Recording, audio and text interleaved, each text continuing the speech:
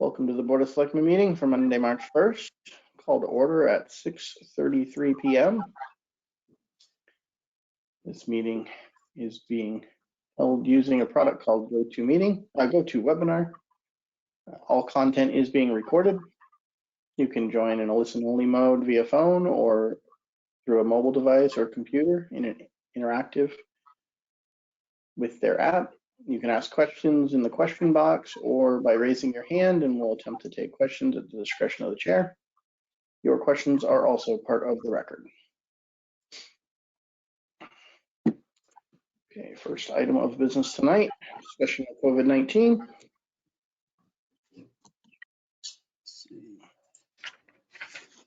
I know there's been some press conferences from Governor Baker and some updates there. You highlighted in the memo, Brian, of phase 3, step 2, beginning today. Although you noted that we haven't seen an official executive order yet detailing this. Not yet. I'll check again this evening. Typically they do their updates. They were doing them on Tuesday. He made this announcement Thursday evening. So I kept checking throughout the weekend and we hadn't seen it yet. Okay. As soon as we see it officially, obviously we will issue an update out to everyone with the official change list. But in summary, as I understood it, and Brian put here, primarily, restaurants are moving from a capacity limit to a spacing and time limit only, and limit per table and keeping them 6 feet apart, those kinds of things. Increased capacity in offices, stores, place of worship, etc. And then they also spoke of phase 4, step 1, tentatively for March 22nd, which would begin opening large entertainment venues and public gathering events would be increased significantly. Right. I say significantly because they're pretty small right now or non-existent. And then the last update, internally is COVID vaccine eligibility. Priority groups are currently phase 1, 65 plus, 2+ comorbidities, or residents and staff of low-income and affordable senior housing. We have seen some supply chain issues out here, as well as we've heard in the news from the rest of the state due to the weather. Feedback today from Chief Wonka. I have not had a chance to read the whole update, but it sounds like that has maybe we've gotten past and started to come back to normal. So, questions or comments about COVID-19? None. Bill, at some point, you and I, as we see an official changes in phases down the road here, we may want to reevaluate what is the town's current, internal policies for masks and/or for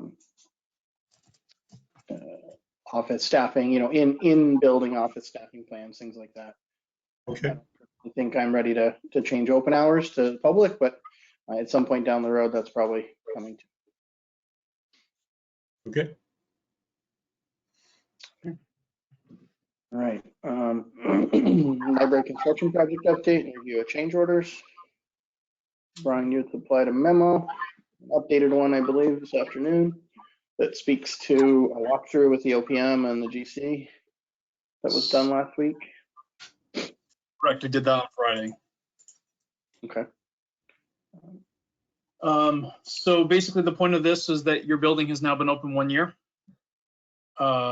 We are officially up against the warranty on several items, and so it's traditional that you would then obviously walk the property with the general contractor who holds the warranties, the owner's project manager and the architect, and identify any concerns that are outstanding.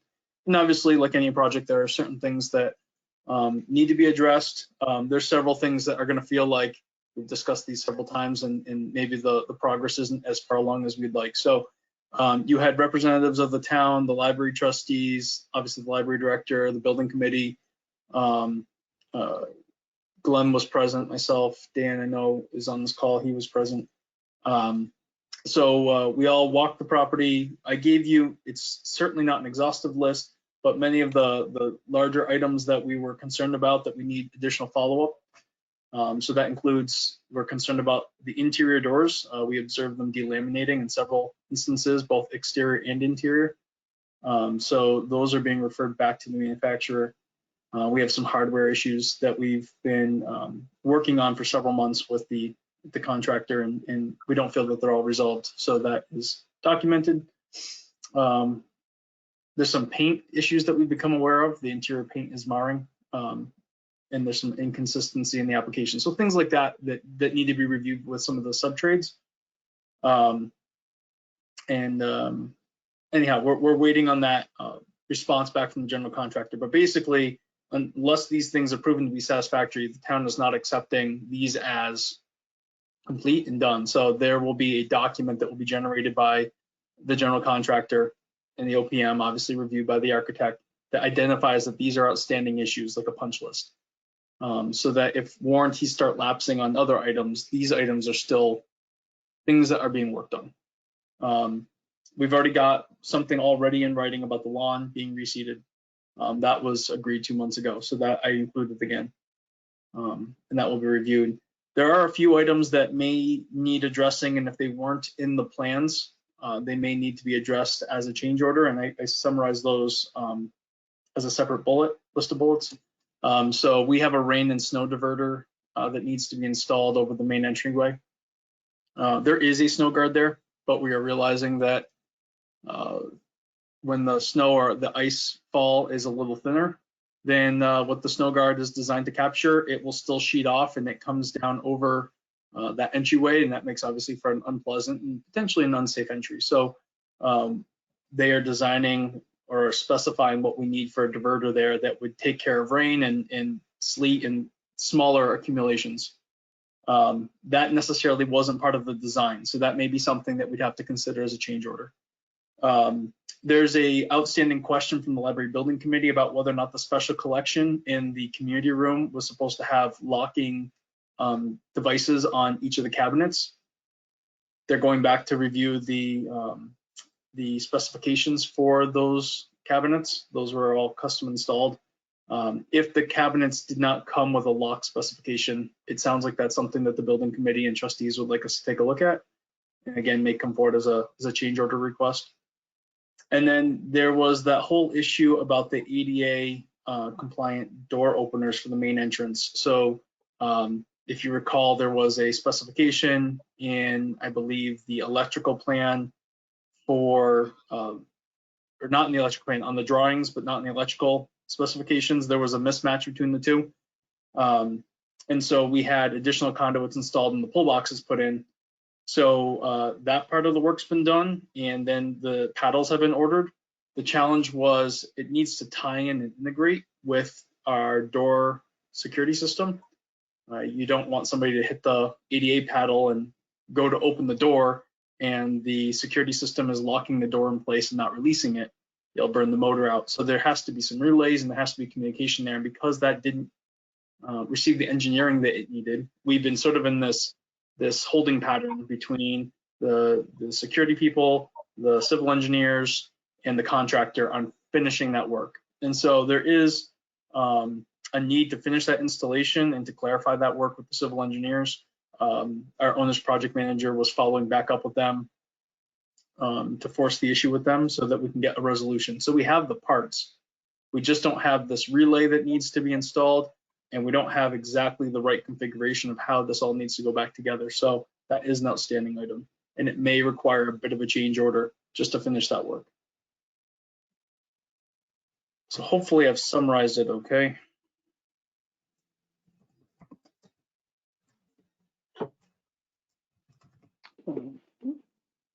Yes, for me, although I will say you use the term open for a year loosely. Correct. From a contractual standpoint, it's been a year. Open, fair. Any questions? No, I don't think so. This reminded me of. It seemed like a very good walkthrough and a pretty comprehensive list of things that need to be done. Seems like it's being addressed well. Agreed. There's a lot of people watching out for all of these details to make sure that we protect the town's interests. Absolutely. This discussion plus the last one reminded me, there was a note from the library director and trustees about wishing to open the meeting rooms, which really comes under COVID/library business, but we should probably just have a quick discussion about that and what they're looking to do, and make sure, Bill, if you had any concerns or not. No, I did read that, and I'm assuming based on the governor's new phase, that the meeting room will fall under that guidance correctly as it was written. Right. Yes and no. So right now, if I understood correctly, what Natani and the trustees are requesting is that the small meeting rooms, just the small occupancy rooms, are all they're talking about using, and it would be limited to a maximum of 2 people at a time. We're not talking about the large conference room yet. I believe on March 22nd, if we go to phase 4, that's a little bit bigger about public meetings and those types of gatherings. And that would fall under there, similar to the great room at the community center. So there is a note about the community room in there, Brian, as well. Maximum of 4 in the community room. Was that in there? Yeah. To go back and pull up my email. Dan, did you want to comment? Yeah, I don't have that in front of me, but it seemed like we were hoping to limit the large room, even if it said 40% or whatever the governor come out with, 8 or 10 people would be plenty of adequate space for everybody to be 6 feet apart. We want to keep people safe, go with the guidelines the governor comes out with, and whatever the town has. We don't want to go off on our own some strange direction. We want to be safe. On the other hand, it was brought up that you go to Home Depot, Walmart, anywhere else, they don't run and clean the bathroom every time somebody comes and goes, and they have thousands of people coming and going. So we don't want to unduly restrict the people of Irving from using their facility as much as the law allows them to. And it's consistent with what the rest of the town's doing. So just, we're not trying to open up and be unsafe. And to that end, I was just going to say that Natani and the trustees have talked to Glenn and Pam, who maintains the facility, about the protocols that need to remain in place. The town obviously has a very high standard for sanitation and keeping the facility in that regard, so that won't be sacrificed. And I know that they have a protocol for not using the room until it's been sanitized in between uses. So Brian, that includes both the room and the single bathroom for use? They were going to use an occupant.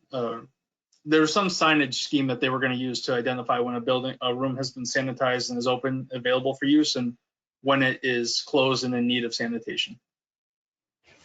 Okay.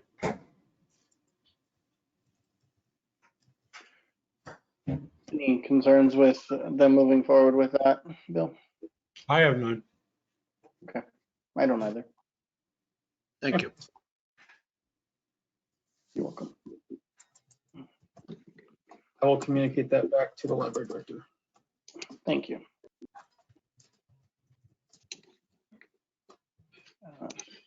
Next item of business was discussion River Warner Stratton Street project update and change orders. So it's my understanding we had the survey done and some of the data, supports the concerns that we've been discussing and have raised since the project was, since the paving was completed. And there was a review of this with the engineers. And so I will leave it to Brian and Glenn to kind of fill us in on what the results were and where do we go from here. Is that large enough? Depends on what you want to see. I see yellow lines. Let me zoom in a little bit more. And I believe Glenn is with us. Can you zoom in enough, Brian, just to do one piece at a time? You want to do Stratton first? Sure, that's fine. How's that? Yeah, probably a little too big. We can't quite see the last structure down by the retaining wall. If you can just move it over a little bit more. Yep, that's good. Can you guys see that all right? Yep. So this area here was the biggest concern. And it clearly showed it in the resurveying of structures being too high, too low, milled too much in some spots.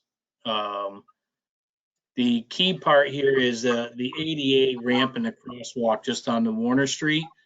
That is all good. So they're going to start just on the Stratton Street side of that ADA ramps and the crosswalk. All that area that you see shaded will be milled. Two structures will be lowered. The round one, dark one right in the center, and then the two catch basins will be lowered a little bit. They will put it back to what it was pre-construction, as close as they can. They're not going to hit it 100%, but to get it a lot closer than what it is, this area will work if they get it real close to the numbers that are shown pre-construction. So Glenn, let me just back up a little bit. So the results of the survey were that this area was significantly different post-construction versus pre-construction for slopes and grading. Is that what I'm hearing? That's correct. And elevations of structures, yes. And so you were saying it sounding like this is going to be done. So this is what what you're recommending we ask to be done. Is that correct based on the review and discussion? Based off the review and the discussion with Weston and Sampson, this is the proposal that should be put forward to the contractor for the fix. Is it okay if I zoom in just to show them the slopes that we're talking about? Absolutely. So green is the pre-construction survey and purple is the post. So for instance, right here on Strachan, as you're heading towards the dead end of Strachan, you can see in pre, you had a gradient. It wasn't much, but a little over 1% in either direction from the crown and the street. But if you look at the purple, the measurements there instead show that you have slope pointing in towards the middle, which is where we were starting to experience that water ponding in the middle of the intersection, as opposed to going to the structures. So the surveying is absolutely capturing what Glenn was observing in the field and why he was so concerned with the end result there. So similarly, you've got a 2% post or pre-construction grade towards the sidewalk on Strachan Street. That's supposed to carry the water down to that structure on the corner. And then post, that's been reduced to just 0.4%. And flat. And then after that, it goes flat to almost a slope towards the renovated building as opposed to the structures. So that's what we're trying to correct. All of these things to return it to pre-construction, as close as possible to pre-construction slopes. What about towards the dead end there where the pre is circled? And we had, a 1 to 2% grade, and now we have a 0 on one side. That's not of significant concern. The furthest right on the screen right now. In the middle now? Yeah, that one. I mean, is it not of concern? I don't, obviously going from a crown to I don't know, concave road is not what we want to do. But even flat, I don't know what significant percentage of grade is enough to be of significant concern or not, and it may vary depending on the area of the road. But obviously 1.4 to 0 seems like a lot when we're concerned about a 0.5%, change in some of these. Yeah, typically a road is 2 to 2.5% crown. So in some spots, which on the other section we'll talk about later. So this is a pretty flat running area, And down at the end of the shaded area, there's a catch basin that the water was going away from also. So with this, I believe, Brian, he didn't have it shaded on here, but I believe he said that they were just going to gutter mill to that one. Right back here. Yes, I believe he said they were just going to gutter mill to that one, and just change the slope of that a little bit, the grade of that to get it to flow into that. Because you can see that's almost flat there also. Yeah, it looks like all the way down on that side of it is almost flat. So I don't know what gutter milling is, but I'm assuming they're taking off a little bit to add slope on that side only. Yeah, so typically when they mill a road, it's about 4 to 5 feet wide, depending on the size of the machine. When they gutter mill something, they can go down to, I believe it's like an 18-inch, like on the front of a skid steer or something. So they're only taking just a little bit width-wise and can control the depth of it also. So what they'll do is they'll just take a narrow swath along the edge of that gutter down to that catch basin. So it lowers it just a little bit.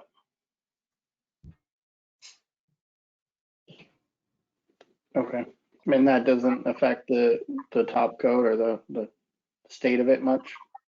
Well, that's what it is. So you're taking off the top layer of it, and what they'll do is that they can reshape it with that small planer also, and then once they blacktop back over it, it'll be at the grade that it needs to in the slope to get to that catch basin. So if they're gonna take it down, then they're gonna pave over it again on that section? Is that Yes. what you're saying? Yep. And he said if that doesn't work, what they'll do is they'll saw cut around that structure and actually lower it if they have to also. It sounds awfully patchwork what I'm hearing so far. That part is. It would have been nice if they would just mill down to that and include that whole thing in on the hammerhead part of Warner Street. I don't think we can get them to do that. It would be nice. And we can certainly recommend that. Okay, so if I'm following so far, obviously there's a lot of regrading in this area right here, changing the structures in the grade area. And then there's gutter milling down to the next structure to the right. Right. Which isn't shaded here, but okay. Is that I mean, are we gonna have a significant seam? Obviously we are where they're gonna gutter mill, but like in the main intersection area that's grade, is that gonna have major seams? Are they saw cutting? I'm not sure what that looks like. So what they'll do is they'll saw cut that first, and then they'll probably bring the milling machine in to clean everything up in between it. So there's going to be 3 saw cut marks across there, which the alternative was they wanted to saw cut, jackhammer on every one of the structures, lower them, adjust them accordingly. Those patches are less likely to hold up than this year. I seem to remember a discussion of some other method of, or some additional step that can, I don't know, make the seams more like new. Is that? So it's an infrared process. Yeah, it's an infrared process that I'm not really familiar with. Weston and Sampson has found a company that has done it.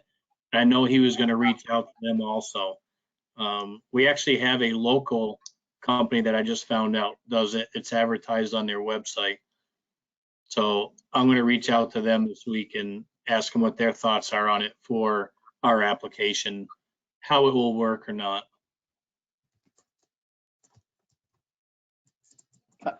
I ask because, you know, spot fixing, I understand, versus doing the whole thing over is, you know, a huge cost difference. But if they're going to spot fix, then how do we get it as close to the way it should have been from day one without having a bunch of, well, at least I would consider a saw cut area and a joint to be a weak, you know, place that's likely to end up eroding faster than the rest of the pave, right? Correct. It's an open wound is pretty much what it is. You know, water is going to get in, it's going to heave, it's going to freeze, and yes, unfortunately, that's what we're going to end up with now.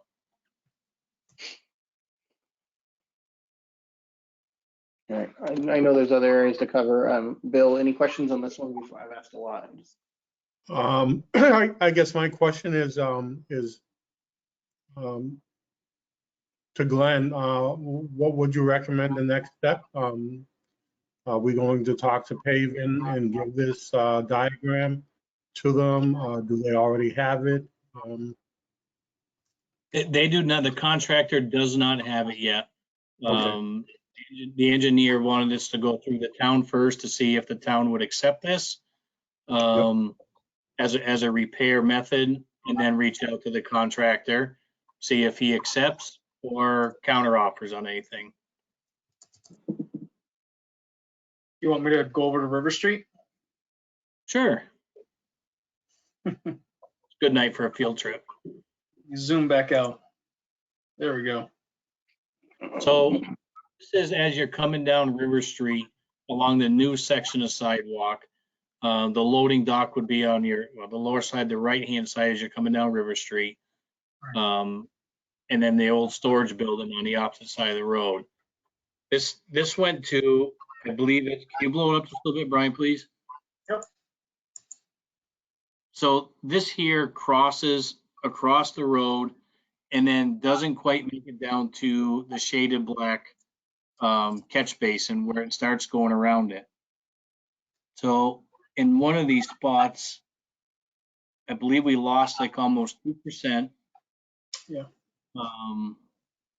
Right by the, right after that, in the graded section, that third set of slopes, we lost 2% there.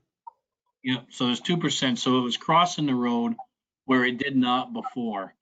And which is why, and I think one of these spots, Brian, didn't he find where it actually went to the center of the road again? It's crossing over you go to where it says post and pre-construction. If you go to the one just past there, it's showing now it's all directionally across the road, whereas before there was still a slight crown. It wasn't much, but there was a crown there. And now it's moving all away from the That's why it sheets across the road now. You can't read the number under the 7+ OL, but looks like it's something 0.5. I don't know. There's something to that effect. But anyway, it's moving in the wrong direction because it actually transitions from a crown to a slope towards the basin across the whole road, right? Instead of a crown. Instead of staying on. You can see where the catch basin is on the correct side of the road, and we're trying to get it to right where that shaded area ends. So having it go flat and then cross over in the middle is preventing it from making it to where it needs to.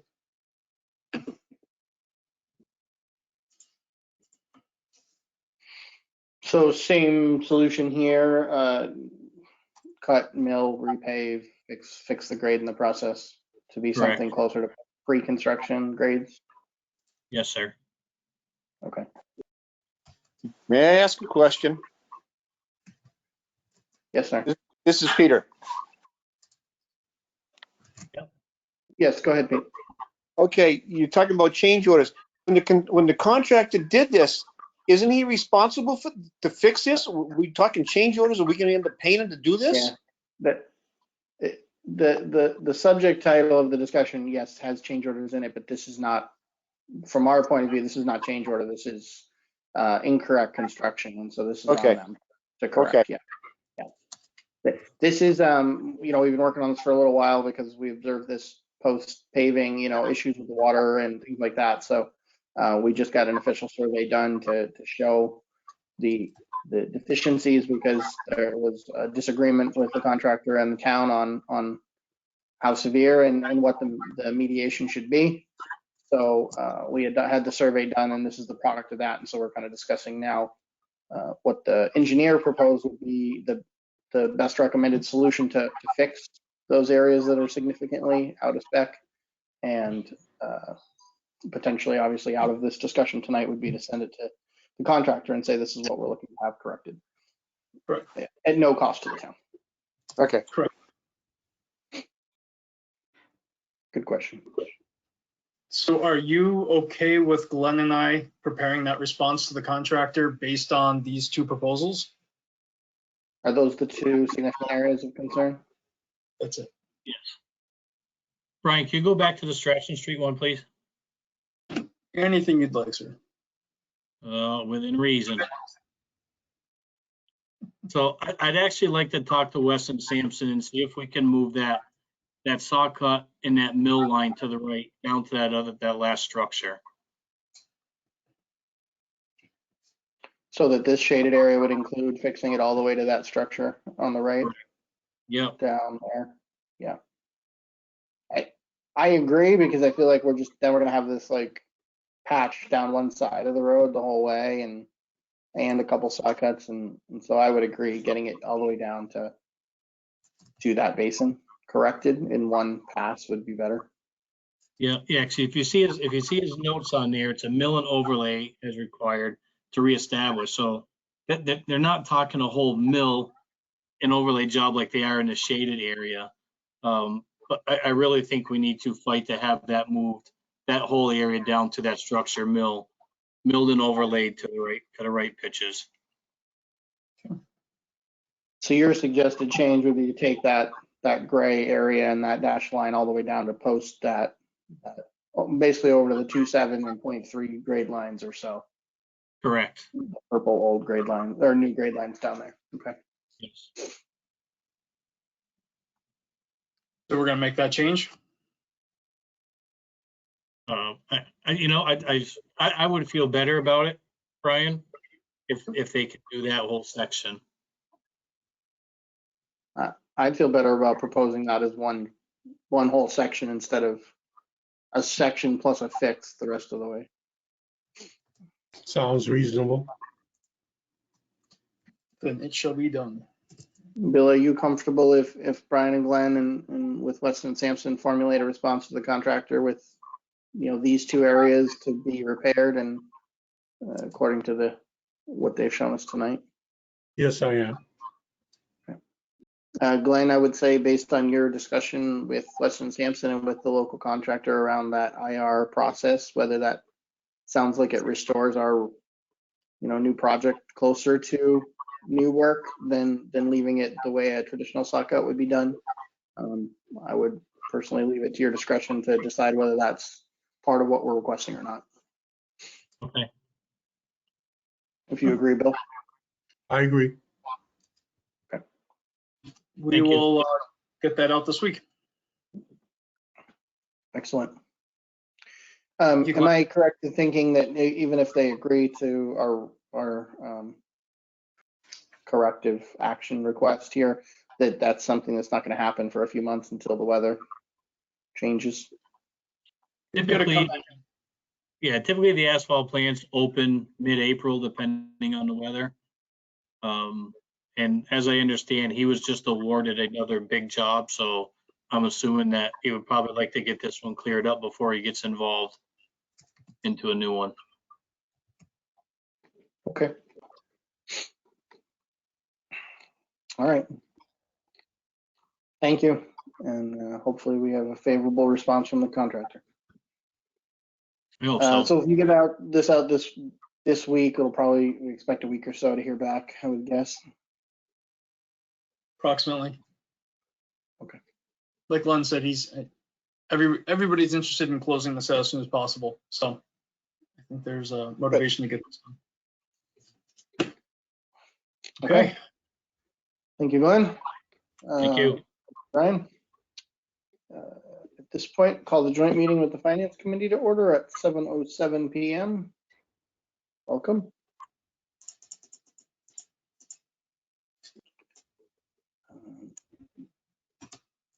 I think at this point we'll jump back to, let's start with the discussion of the Church Street Bridge and traffic plan. We'll just cover that with you and so you know where that's at, and then we'll get into budget.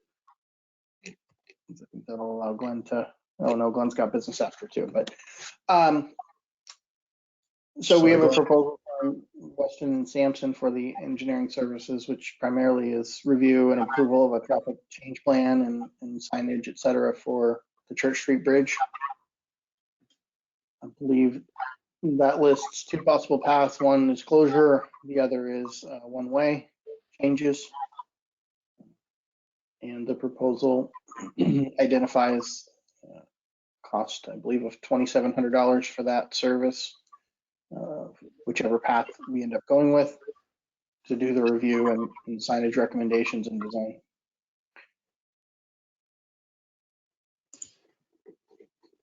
Right. Are you looking for it, Bill? Yeah. Okay.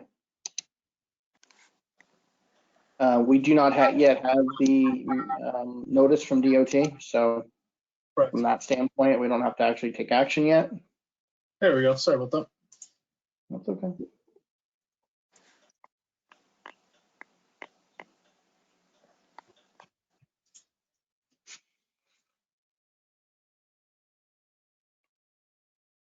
So one piece is funding this. I'm assuming we don't have any major concerns about coming up with $2,700 from Nope. our general budget to cover this, right? No, fine. And at this point, in terms of making a decision on what which path it is, my thought is to, or my preference would be to see the DOT letter, have Weston and Sampson review it, and then based on the feedback they heard from the board, possibly additional discussion with public safety beyond what we relayed if necessary, to come back and give us their recommendation, you know, with their expertise of which path they believe is the best choice to try. And I think, as we've discussed a few times over, if we put that into place and, you know, 30, 60 days later, whichever path we took has some, you know, major concerns arising out of it, then we can revisit and maybe choose a different path. Does that sound like the best path forward to start? Jake, I had another concern about the one lane traffic there. If we put it down to the one lane, it's gonna push any vehicles that are coming either up or down, whichever direction it goes, closer to the sidewalk on the bridge. I was telling Brian this the other day, if the bigger vehicles are gonna try to come through there, they're gonna end up driving over the sidewalk on the bridge part of it. So if it's gonna be down to one lane, and if DOT approves it, I think we need to put some Jersey barriers on the opposite side also to keep the rear wheels of big box trucks or trailers off from that sidewalk, if anybody's standing on it or not.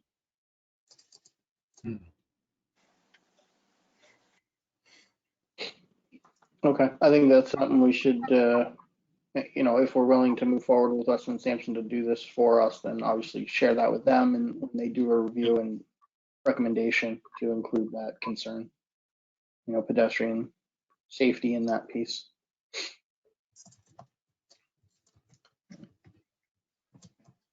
Bill, are you comfortable with moving forward with that at this point until we? Yes, I am. I'll make a motion that we engage Weston and Sampson for the Church Street Bridge detour plan during temporary, or partial or full closure, for a lump sum of $2,700.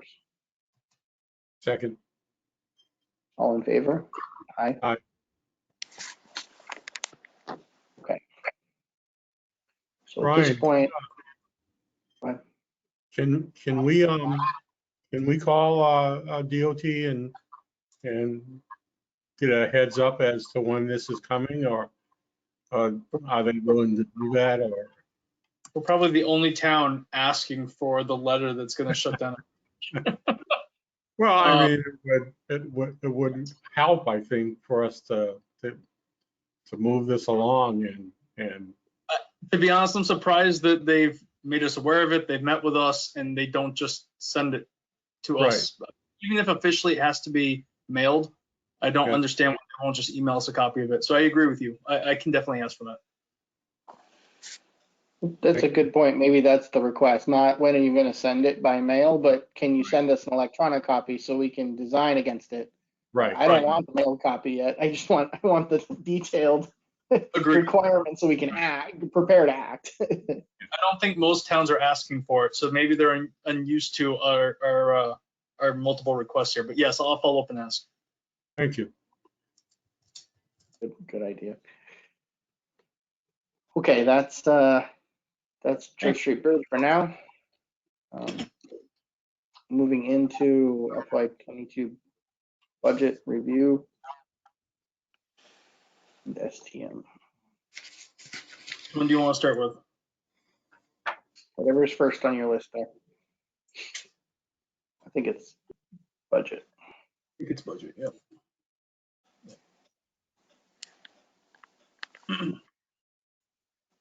So after the meeting last week, Brian, I went over the proposed changes that I had summed it up at the end of the night with. Made those adjustments to this summary sheet, as well as found a discrepancy that was, I don't know, $80,000 approximately of savings, or money we had that we didn't think we had, which was good. So now you'll see we're at a surplus to plan of about $94,000 now, after the proposed STM spend. The primary areas, we obviously made the adjustments to the police department, to the building and grounds, and the insurance. And then primarily, I think the rest of the changes were in the capital plan. Having 94 left, we obviously can go back to that, and if we want to add some of the stuff back in to ensure that we're still doing the project we were hoping to do. Wouldn't necessarily, or do we put it into stabilization because we did bring that down, right? And then we have the option to bring it back out later for a capital project. That's kind of maybe the two paths that we could do with the 94 that's there now.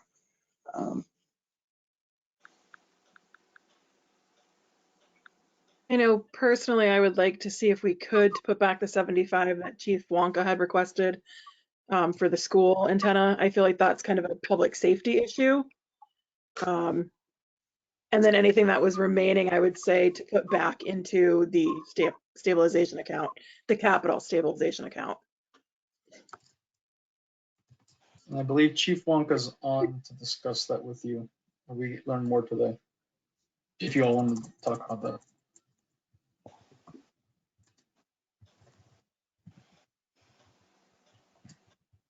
Sure, I'm trying to find him in the list to unmute him here, but you are unmuted on our side, Chief Wonka, if you wanted to do information. Good evening, everybody. So, can you all hear me? Yes, sir. Myself and Deputy Chief Kimball from Gill tested the radios last week over basically in the center of town, and we found that the mobile radios work great, but the portables do not. So we're going to possibly need to purchase some vehicle repeaters to handle the slack on that side of town, which I'm proposing we purchase 4 for each one of the police cars and 1 additional vehicle repeater for a fire apparatus on that side of town. Just to be clear, That'll eat up just about 75,000.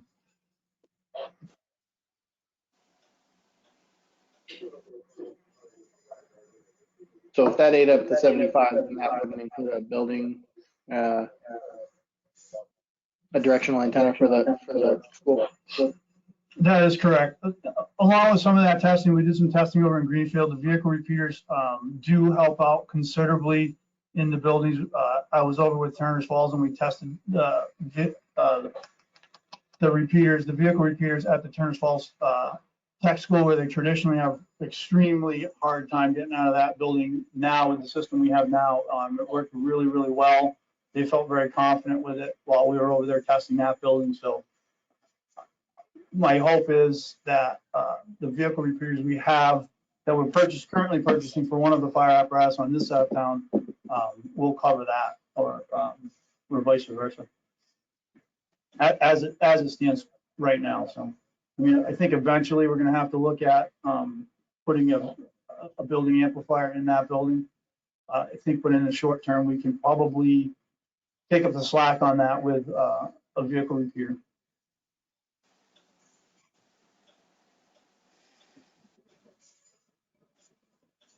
Chief, the building amplifier was the 75,000, right? What was the repeaters for the 5 vehicles? So the repeaters are about 15,000 a piece. So it's 75 either way. Yeah, it's right around, it comes in just a little under 70 for 5 of them. Okay, thank you.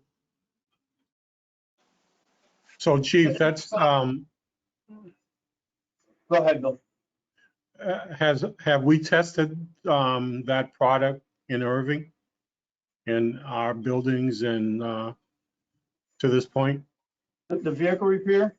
Yes. No, we have not. We tested it at the tech school. But same construction. I felt confident that it would work in our building if it was working in a tech school.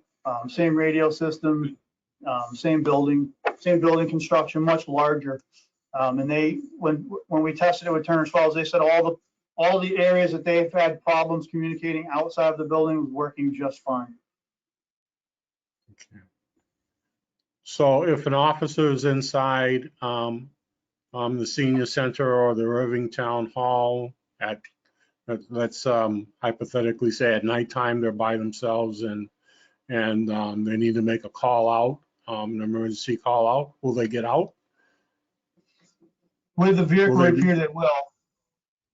Without, so Yeah. what happens is the mobile searches for the tower site. If it can't pick up the tower site, which it doesn't down in that center site, it does along the Route 2 corridor. But once you get off of Route 2 and start traveling up North Street, High Street, Mountain Road, all those side streets, it stops working.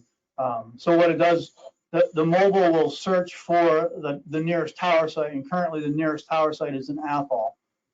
From there, it jumps over to the mobile. It'll jump over to the mobile site, and it basically uses that mobile in the car as a smaller antenna site.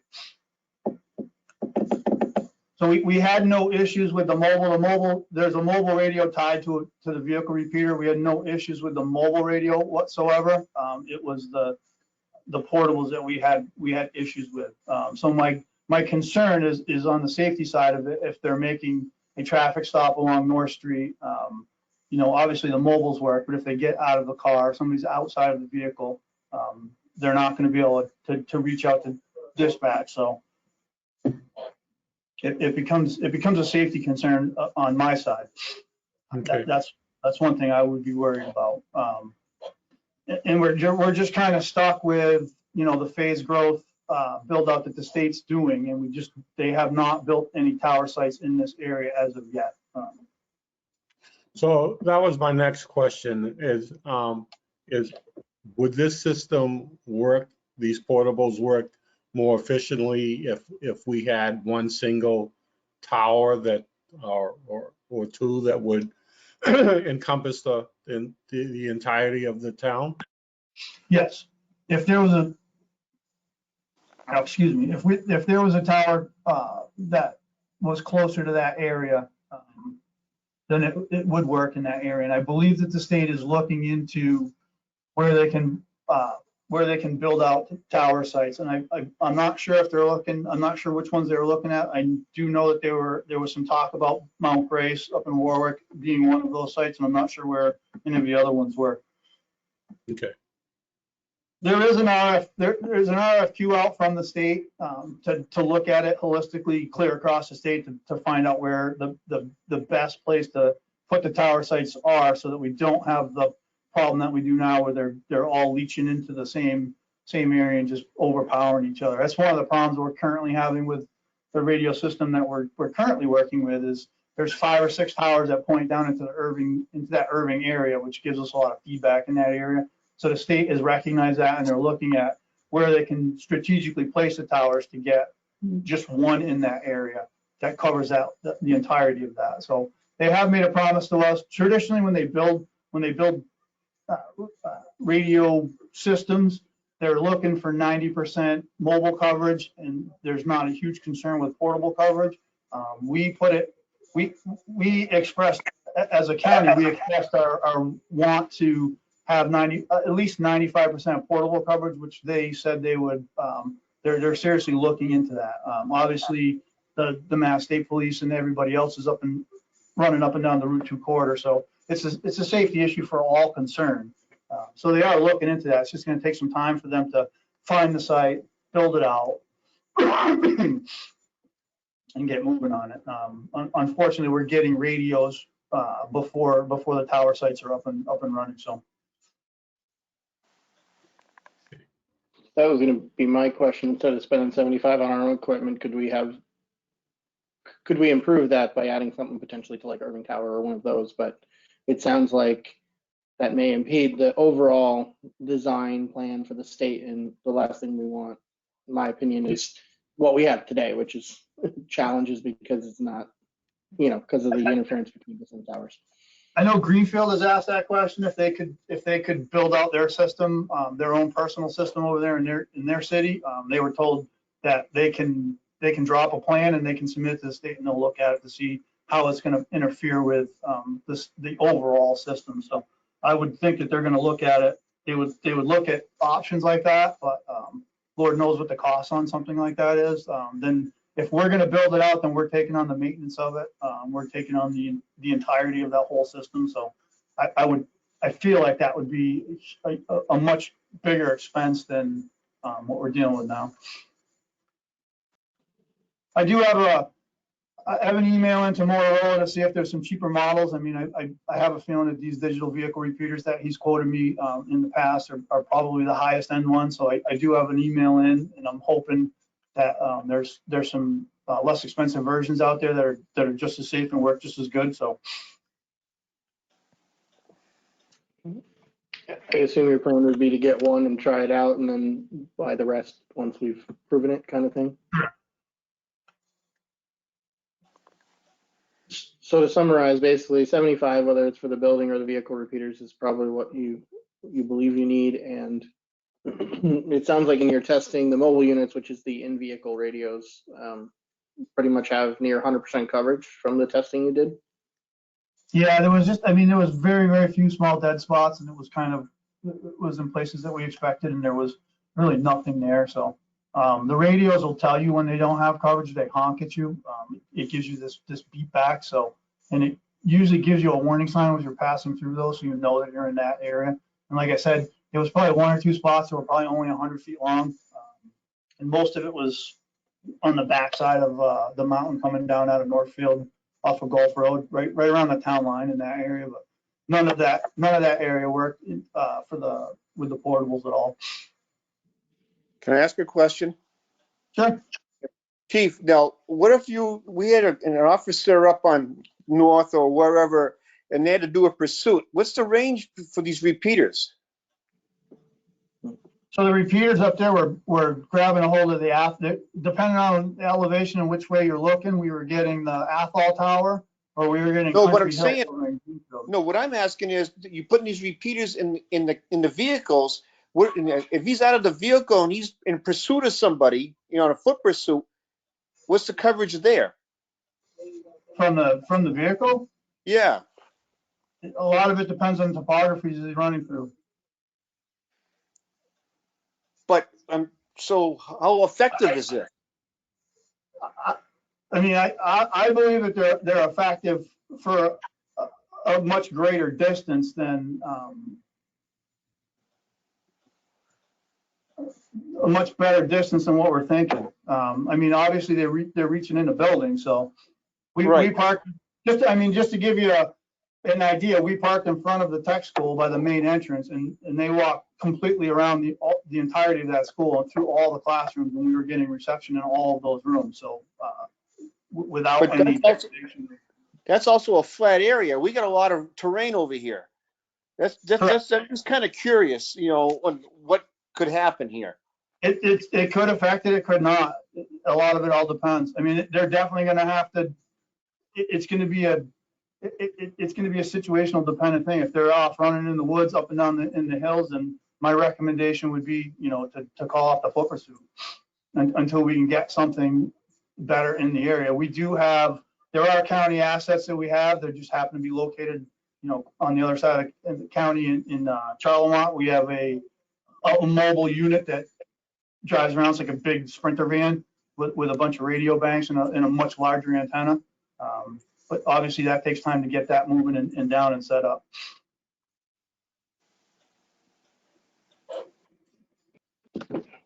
It's a great question. I'm not saying we'd want to do it, but Chief, maybe if you can, is it feasible to get a larger unit and maybe put it in a command vehicle, in one vehicle? And is that an asset that we may want to have, or someone in this side of the county want to have, Greenfield or someone? I think Greenfield probably has better coverage than we do in general, but especially, out here, at least for discussion, could you find out if we could put one of those in one of our, vehicles and what that cost would be, just to know? A vehicle repeater? It sounds like there's a different size unit, right? Because that asset up in Charlemont has a larger unit, right? So the field tom has an extendable antenna on it. Yeah. I can ask how much that thing costs. It was purchased by Homeland Security money and updated numerous times.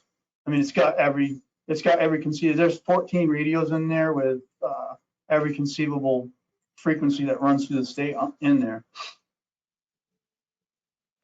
Okay, let me rephrase my question. Is there an option for a stronger repeater that we may buy one of for situations like that where we might be ranging further than in a building or near a vehicle? I can ask. I don't believe so, but I can ask. But again, the radios are going to be, a lot of it depends on terrain. If they get up over, if somebody makes a traffic stop up on North Street and they get up over the hill and, down into one of the little crags where the streams run through, obviously it's going to be searching for something. Okay.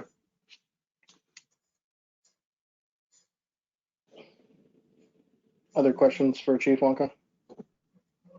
Yeah, Chief Wonka, you mentioned that we would put one in every cruiser and only one in one fire apparatus. Is there a reason why we wouldn't put them in a couple of different fire apparatus? So we currently in the build out we have now, we're currently putting one on in the command truck, and then I would install one on the first due truck out of the center station also.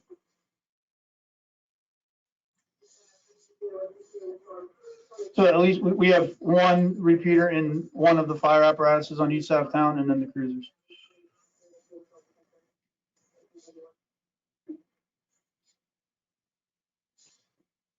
I would say we often have a cruiser at the scene in most cases too, so hopefully it would be one of the two would have it, right? That was my thought process. Like, do we just put them in the cruiser? Do I give up the ones for the fire station for the fire apparatus and put it in a cruiser? And I spent a week thinking about this. There are times where the police department's tied up on other calls. So it's one of those rolls of the dice. If you do, you don't. I just hate to see us I hate to see us spend that much money. That's why I have a question in for a less expensive model. I mean, this one obviously comes with all the bells and whistles. But we're currently investigating both of the different models that are available out there. So, Just to clarify, I didn't mean to say that we wouldn't put them in apparatus. I just meant to say that hopefully we'd have at least either the apparatus or a cruiser that had it in it at the scene. yeah. I mean, if the cruisers had them in there, we can still bounce off of those. The repeaters are tied to the radio and the channel that radio is set to. So. They're all going to come. All the radios are coming programmed with the same frequencies in them. So if we need to steal one of those on a fire out of the cruiser, we can have them switch over.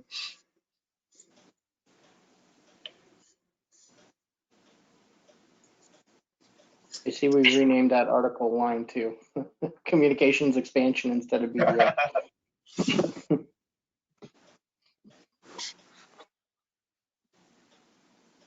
Other questions for Chief Wonka?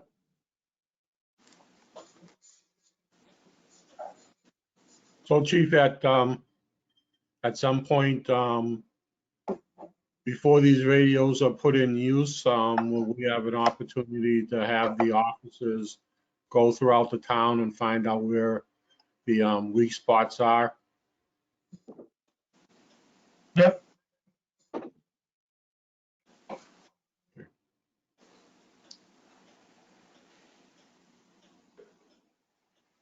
The beauty of this whole system is we're not actually losing the old system that we know works and doesn't. So we'll still have access to the old, the system that we're currently working on.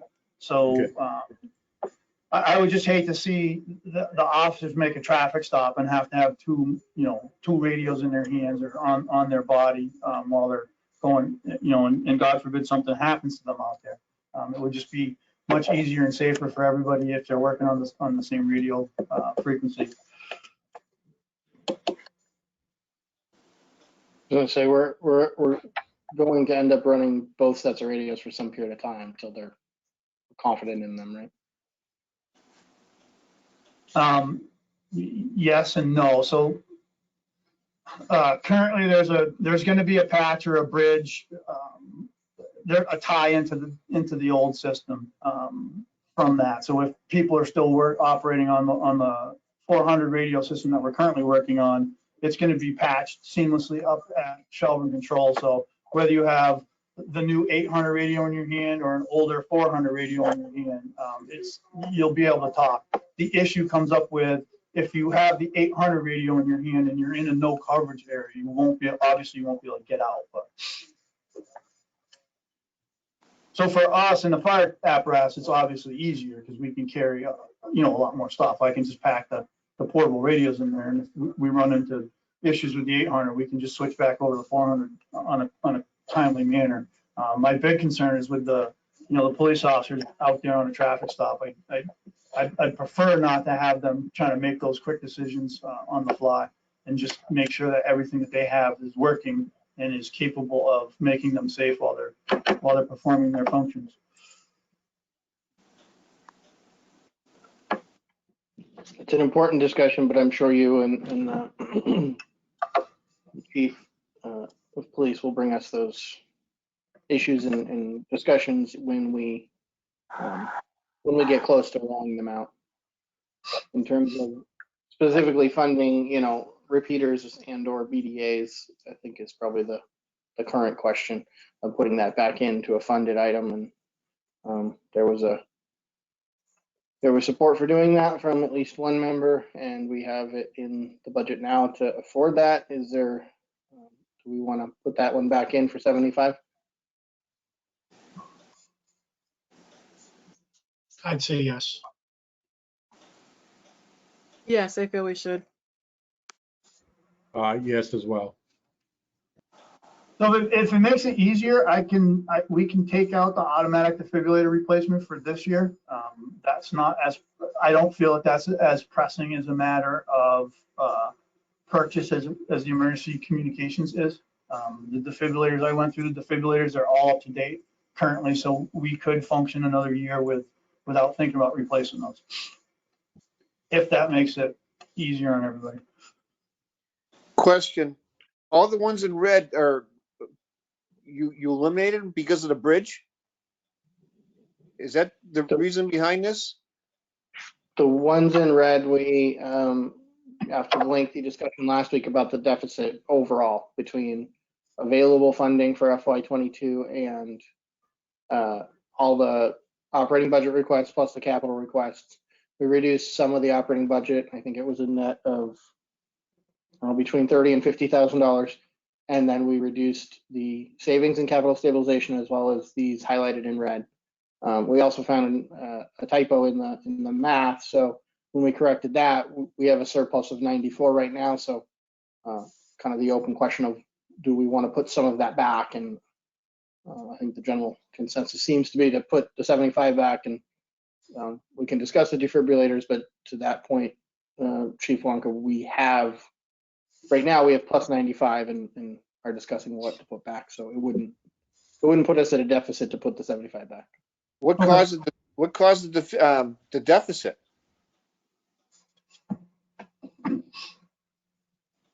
If you want to go back to the summary, Brian. Yeah, I didn't hear the meeting last week. I'm sorry, I'm asking these questions, but it just kind of seems, is it because state revenues are down, or? No, there's a bunch of factors. I'm going to wait till he brings it up to talk through it. It's a little easier than trying to remember it all off the top of my head. overall, there's a variety of increases. The general government has is kind of the catch-all, so there's a lot of different things that went into that increase of about 80 year over year. Public safety is a very small increase.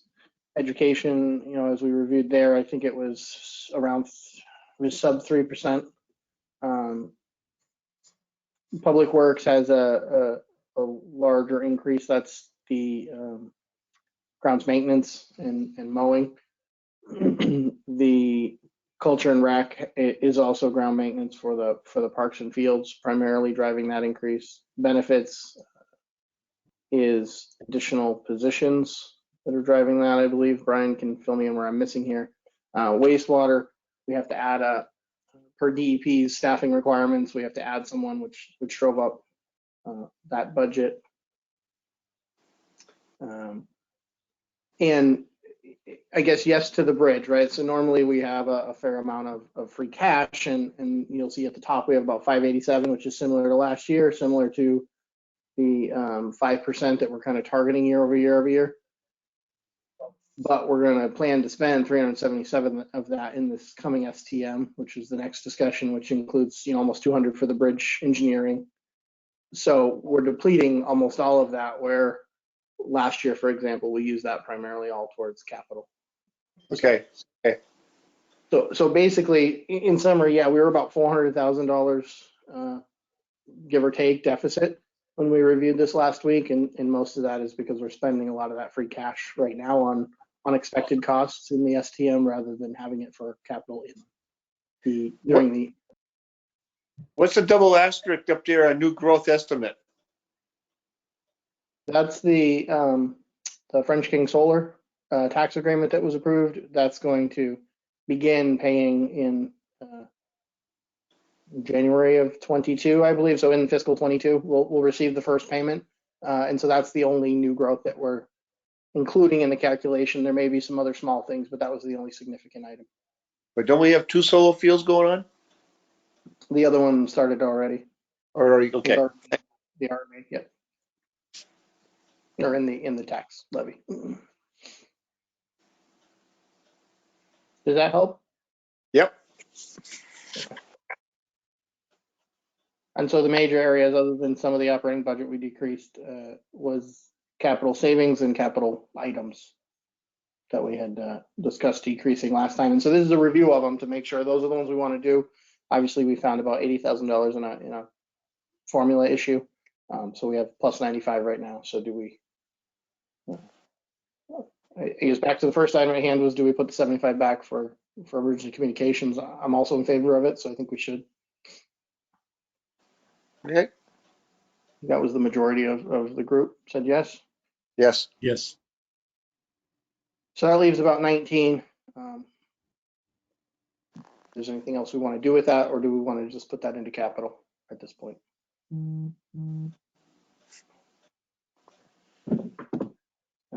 There was open items last week of the overlay. I know we talked about it a little bit. I think Brian, you had, along with Dan, had talked about there is a minimum, and then also what was in there. And I don't know if we got that information. You are on mute, Brian. I did not receive that yet. Jackie offered to put together an explanation of the current balance in the overlay account and what that floor is.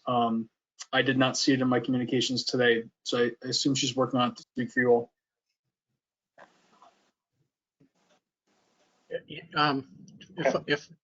If I could, Jackie and I did discuss it, and there are outstanding things. The software can be put off, but the overlay, there are outstanding things. And for Pete's benefit, he was not here.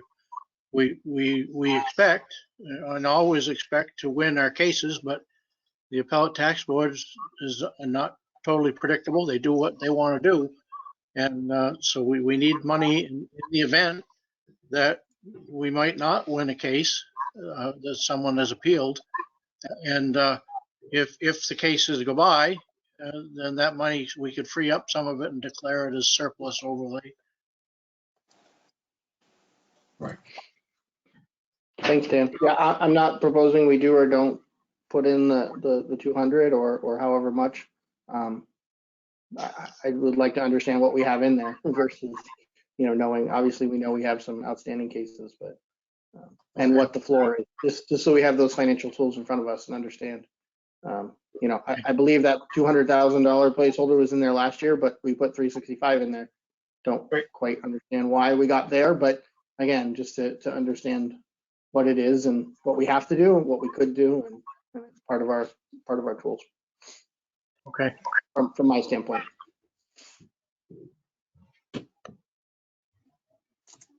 Okay. So it sounds like we're going to put 75 back in the capital, which is for the emergency communications, and then we'll increase the capital stabilization to 169. Okay. And that pretty much balances our budget plan at this point.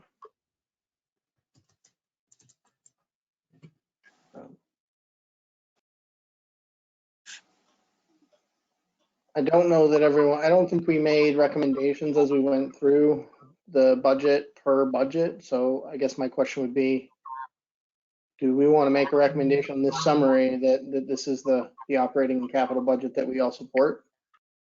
Is that, and then we can transfer those into the specific articles to match that? Or do we want to come back when we have the overlay information and review that before we make a final decision, or?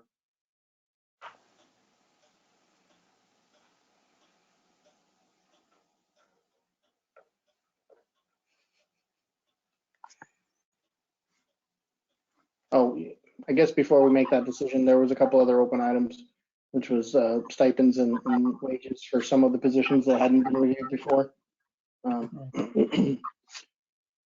The group had a chance to decide on those or think about what they would recommend on those, so we can close those up and finalize those.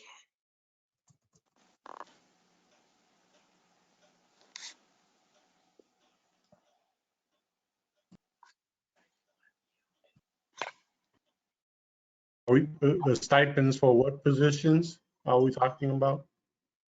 I had sent you all an email the last 2 weeks with the information regarding the emergency management director, comparisons throughout the county, and the question about IT, both the IT coordinator and technician. Those were the 4 stipended or wage-related topics that we did not address last year during the wage and compensation project. And we've brought them up a few times throughout the budget setting process.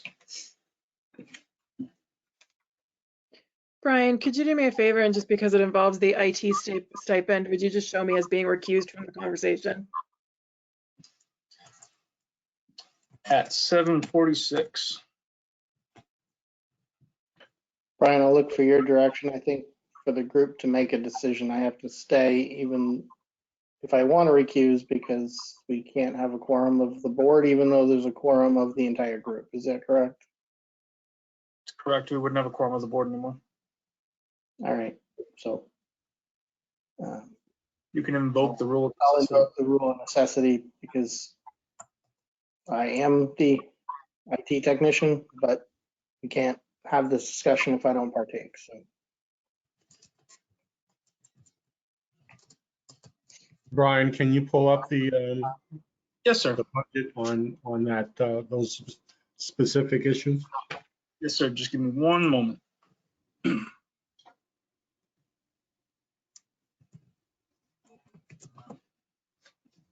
Let's see.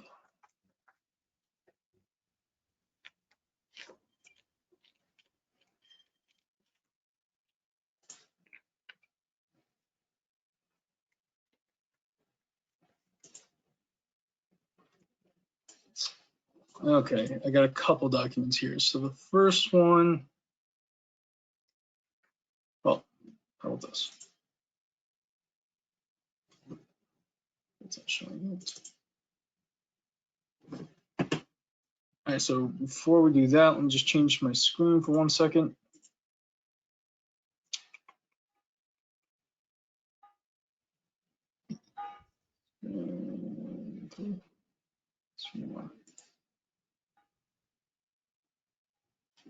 There we go.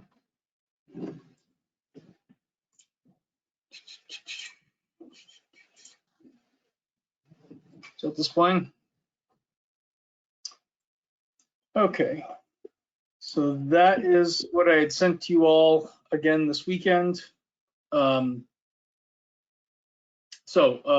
what I have open on the next tab, I'll show you in a second. I've included the FY 2020 for COG survey that outlines the different towns with a EMD position and how they handle that, whether it's stipend or a rate. I did note that there was no similar report for IT within the county. Most are either doing it patchwork in-house, they've either contracted it out or something to that effect. The only data that I could find in the county related to IT is Greenfield. They're the only ones with an IT staff that reports their data. So for FY 20, they reported that their IT director position has a range of $49.53 an hour to $56.23 an hour, and I just noted that that was a full-time and benefited position. So with that being said, there we go. So this is for the EMD and or assistant EMD. As you can see, most towns throughout the county have an appointed individual or individuals for these positions like we do. Most of them provide a stipend for these positions. The stipends range as low as, in some towns, they're volunteer positions, all the way up to, I believe, $5,765 is the highest stipend being paid in the county. A couple towns, specifically Greenfield. Holly says it does, but I don't know exactly what that means. They didn't fully report their data. Greenfield has that built into the fire chief's pay structure and contract. The functions of the EMD have been built into the fire chief's position. Orange indicates it's something similar, but again, did not give us full information, so it's hard to make those comparisons. Same with Shutesbury and Sunderland as well. That's the hard part with all of these data tools that people collect. They're only as good as the information that folks share with us, and it's not always a complete data set. So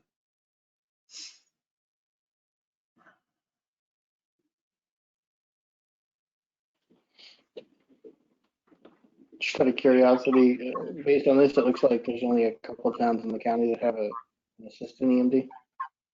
correct.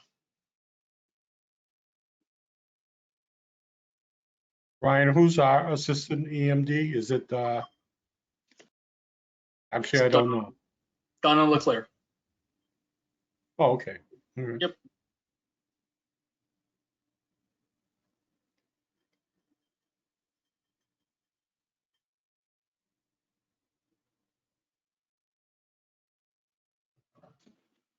I know Chief Wonka's on, but Brian, I'll just ask your question from a procedural standpoint. Is there any kind of process, or is it just a town decision on whether the EMD is a function of the fire chief or a separate position? It's the EMD is a function in terms of an appointment that the select board makes. So whether you continue to treat it, it could be a civilian, and we've had that in the past where it's a civilian member of the town that has worked in this capacity.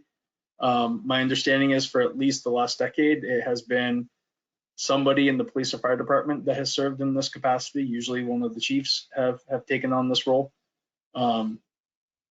So no, there's no one way to do any of this. I think there is, and I believe the last time this conversation was had with Chief Wonka, there was just a general acknowledgement that events sometimes will happen in the evening or on weekends, but typically they could happen throughout the workday. And so if you have staff in the community working who can be responsive, having the EMD align with your public safety staff to be able to respond to emergencies as they happen throughout the workday probably serves the community best. And so it likely makes sense to keep this position aligned with one of our public safety departments. I mean, I'll just say from firsthand experience this year, the amount of COVID-19 work, working with NEMO, working with our regional partners, coordinating all the department heads on inventories and getting those materials. Chief Wonka's been tapping into that probably daily.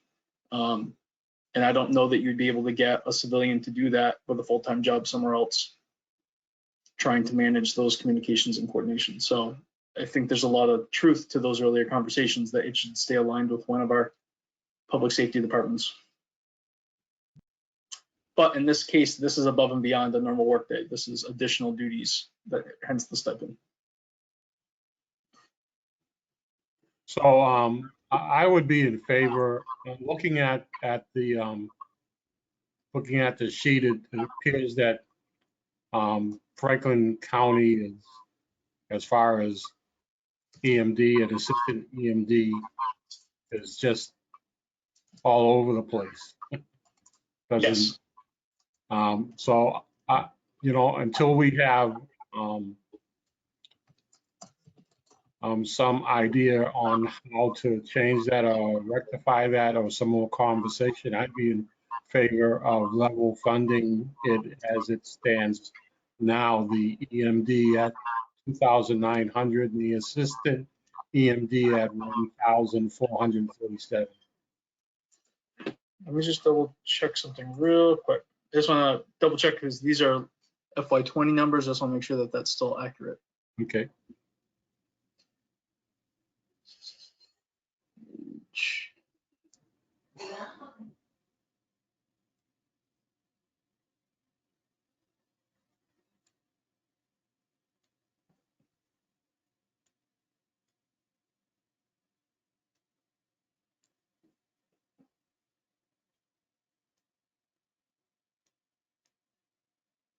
Look like they're slightly higher at 2958 and 1466. That's correct.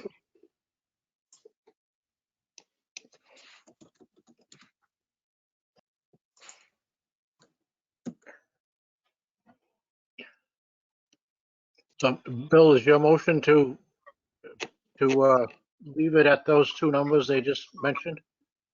It is, yes. Okay, I would second the motion. There's still the joint meeting here.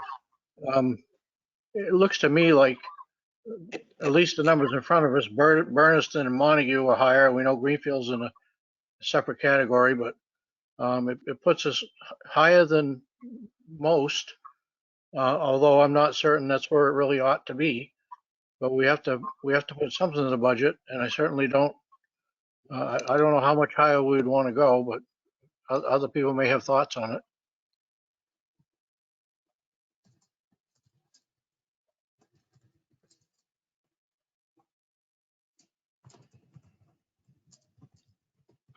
The numbers I heard sound good to me too. I'm sorry, Ben, I didn't catch that. Well, the numbers I heard sound good to me as well.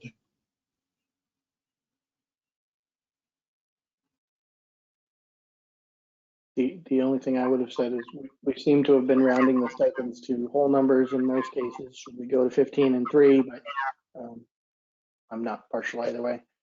I will take a question from Chief Wonka or comment. You're unmuted, sir, before we move to vote. I was just gonna say, honestly, I'd recommend just leaving it alone for right now, and we can have that discussion at a later date. That probably, especially with the whole COVID-19 thing popping up this year. I mean, traditionally the EMDs handled for all the communities handle, you know, the writing of the plans and all that kind of stuff. And there's usually little going on. This year obviously has been a monumental year for everybody. But I would just level fund it this year, and we can have that discussion on if we want to revamp that whole thing and move some things around. That helps everybody's decision-making process. Chief Wonka, that's my concern. I'd like to, I don't believe that we're doing it any justice by by just arbitrarily changing the figures and numbers, and it would make more sense to have a comprehensive discussion about what hours are spent in EMD for that position, as well as the assistant position, and move in a way that is transparent. I agree, Bill. Thank you.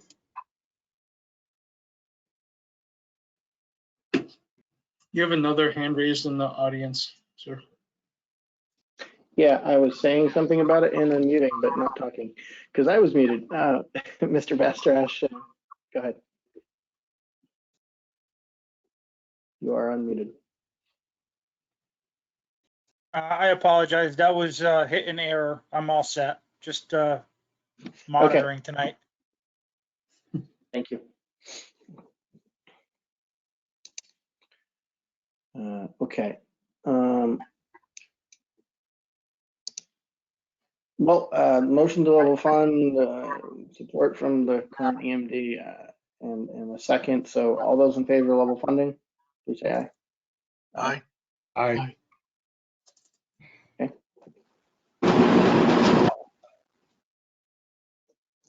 So we'll level fund the EMD, assistant EMD. And that just brings us to the discussion of IT stipend and the IT technician position. So let me bring up that budget.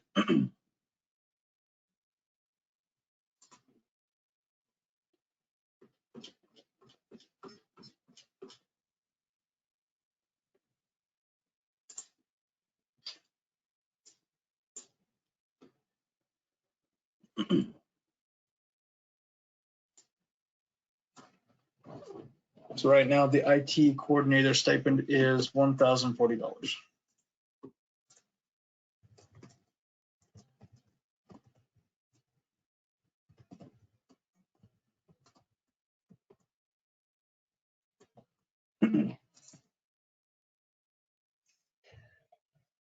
Can I ask, I don't know how time consuming IT work is. If this is within a mile of what it should be for a reasonable hourly compensation. I know Jake is recused, but I don't know who else to ask, what we're looking at here for paying $1,000 for hundreds and hundreds of hours or what? I don't know. I would say similar to what Chief Wonka just stated, this year has been particularly challenging for all departments, and with the rapid transition to remote working for most departments, we had to deploy brand new firewalls and new network equipment, new laptops, software configurations and migrations, and all of these things that will now require new disaster recovery plans and new policies and all of the things that go along with moving to a remote workforce that we didn't have to worry as much about a year ago. So I do know that we had more work. It's not going to stop tomorrow. I don't know if this is typical going forward. So I would say both the IT coordinator and obviously the IT technician's position have been doing more, definitely more on the IT technician, doing actually all the work, working with every employee. But somebody's got to be the sort of the person that pulls all the requests together and is sort of watching the budget and sort of guiding that process. And that's what the IT coordinator's role is meant to do. So I can't give you a perfect age as to what this means in FY22 or FY23 for that matter. But definitely in FY21, it was more than our normal. I would also just say that in terms of technology, the town of Irving is moving. I mean, don't get me wrong, we are not the private sector by any stretch of the imagination, but we are, in terms of our colleagues, and by comparison, we are moving beyond our colleagues of other small towns in terms of our technological capacity. And that comes with additional maintenance and monitoring and work. So I offer that for context for your conversation.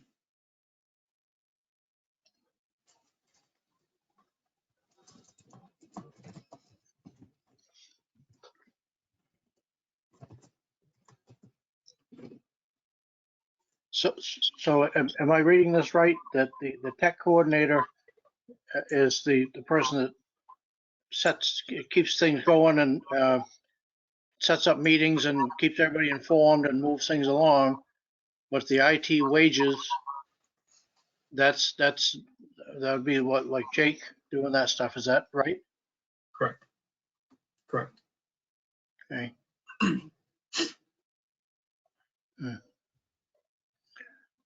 Well, again, I don't know the projected 20,000-ish or so. I don't know if that's adequate for the technical stuff that Jake does. How many hours that takes? You just And, asked a very important question. Pardon? I said you just asked a very important question. I should be giving you the hourly rate. The hourly rate is at 57.16. So it's not a flat $20,000. That is the appropriation to help cover what we need to accomplish. Yeah. Well, I don't have a problem with the hourly rate. I think that's in line with or less than what we'd have to pay. So we're just going out hiring somebody off the street, and we got somebody that cares. But also the tech coordinator. I'm thinking that 1,020. I'm thinking it takes. And what's the hourly rate for that? It seems like it'd be a whole lot more hours than will be covered by 1,020. That's just the stipend. So that is paid out as a stipend. I believe it's paid out in 2 installments throughout the year. And you're right, it's not an hourly rate. The only other thing that we do for that position is we cover the cell phone costs for that individual, so that when people are calling and on days that person's not at the office, that they are available to respond to calls and to be available to the staff. So we do that as well. Well, I can't. I'm not suggesting we go back and offer back pay for the year that's just passing by or the year we're in now. But moving forward, there's a whole lot of stuff, and that just seems very inadequate to me. Or again, I don't have a good handle on how many hours, but even if like $25 an hour or something, that's not a whole lot of hours there. Mm-hmm. I'm suspecting that person's putting in a lot more time than what that stipend would indicate. Is that, can you lend any thoughts about that? I don't know exactly how many hours, because the staff has been empowered to just reach out to Jake or to Jackie when they need to. That I'm not a gatekeeper for that. So they copy me on the more complex projects that I need to be involved with. But if it's simple help desk type work or scheduling meetings of that sort to troubleshoot projects, that just happens directly with the staff. So I couldn't give you a perfect answer on how many hours, but I would concur with your assumption that I'm sure there's many more hours that go into this than we would normally assume. I know there's a lot of late nights and weekends spent doing a lot of this work. Yeah, I mean, $1,000, $25 an hour, you're talking 40 hours throughout the course of a whole year. And I'm guessing that there's more than an hour a week put in for questions for all over the place. I think it should be substantially increased, but I don't know what anyone else on the boards here think. In the past, sorry. Go ahead, Ben. I was just going to say, in the past, we've done what we were doing with the other positions, and we had given both of these a 2% increase. But that wasn't because we were doing a market comparison. The challenge is there's really no good market comparison for our peer communities in the county to do this work. So that was what we were doing to be consistent before, but then we did a whole new wage project. So most of the other positions we were able to find a comparable to work on. So that's why we're stuck down to these ones, because we weren't sure the best way to approach this part of the work. I would just add a couple things, Dan. I don't want to discount the work of the coordinator, but I think what Brian's answering to is the work that both her and I do. And so, it's not the same. So just not to confuse the two. I don't Right. believe Kathy's spending nights and rarely weekends doing this. That's what I'm doing because I Yes. have a regular day job. And so that's when I can make time generally. That's not to say the coordinator doesn't do work, but it's more around policy and budget and guidance stuff. And so it's definitely not the same volume. And just to keep our mindset around it, what Brian said, we did a wage study, and most positions we fit into that. And then we had discussions about most of the stipends and said, we're going to send them at this. They're going to stay that. We're freezing them for 3 years. We're going to have a review process, like we just said for the EMD. Again, to your point, and you brought it up, the amount of work done in the last year and the coming year isn't necessarily what that stipend is about, or my rate for that matter. The EMD isn't getting compensated with that stipend for the work during COVID. Like it's not about the hours, because if we're going to do that, then we'd have to pay that position 2 salaries, or something like that. But I just want to be clear about that. Not to mix the two up, what the work is. Yeah, apologize. I didn't have a mix-up of, in my mind, of the difference between the two, although I don't claim to fully understand them. I know they're very different. Just my thought is, again, 25 bucks an hour. You don't even get 1 hour a week to have somebody available to answer a variety of questions on all kinds of stuff. It seems underpaid, but I do also, to Bill's comment, we just can't just throw the number at a dartboard here and decide what the heck to pay somebody. I don't know that there's a measured way to go about determining if that tech consultant coordinator should get more. I'm just interested if anybody else has a thought on it. It seems like a very small amount for having somebody available for throughout the year. I agree with you, Dan. I think unless we find out exactly how much they do and how much they do of it, what they do and how much they do of it, there's no way to adequately decide how much this should be. We have technical coordinators where I work as well, and primarily you would take a call from somebody who has an issue and pass it on to somebody who can fix it. So it's not the kind of thing you would get called at night for. And granted, it's not the same here as it is there, but I like to know exactly what they do and how much they work. That'll dictate how much they should get paid. I don't think we should make any kind of change to this until we have that information, kind of like the previous job that we. Okay, I'm okay with that. Yeah. So I can try to get a better gauge on how many hours the IT coordinator is spending doing general responses to staff and doing some of the budgetary coordination work and policy work that Jake was articulating that Jackie works on. And I can send that information on to all of you for consideration. I don't know how you all want to proceed in terms of, we're winding down our budget season and we're trying to finalize your documents, and I don't know how you want to make your final decisions. And I don't know then how you all want to consider, if anything, the changes to a pay rate for the IT tech position. We froze all of these. I believe we froze both. Let me double check one more time. I've got my wage information on the sheet here. So We froze all of the other stipends, I believe. We set them and froze them for this coming year. yeah, I'd be content being consistent with what we did for everybody else. While you're looking that up, Brian, Sergeant Holst, I saw you had your hand up at one point. I'm not sure if you actually had a question. I'm going to unmute you. If you do, feel free to chime in.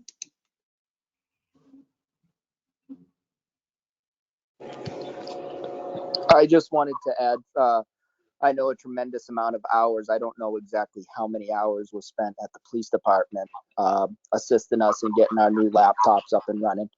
But I know that there was a few weekends where Jake was there until 1 a.m. Assisting us, and I know that that may work into his 24-hour or his 40-hour work schedule. But again, I know that there was probably at least 3 or 4 nights, probably anywhere from 6 to 10 hours worth of time spent at the police department. I know that those laptops aren't a every year thing, but I do know that a tremendous amount of time was spent there. I just want to say that. Sergeant.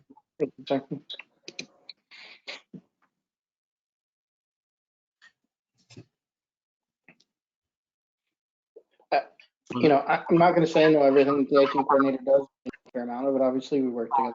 Stuff. I work with Brian, and I work with all the department heads and all the staff on IT stuff. And generally, what I would say is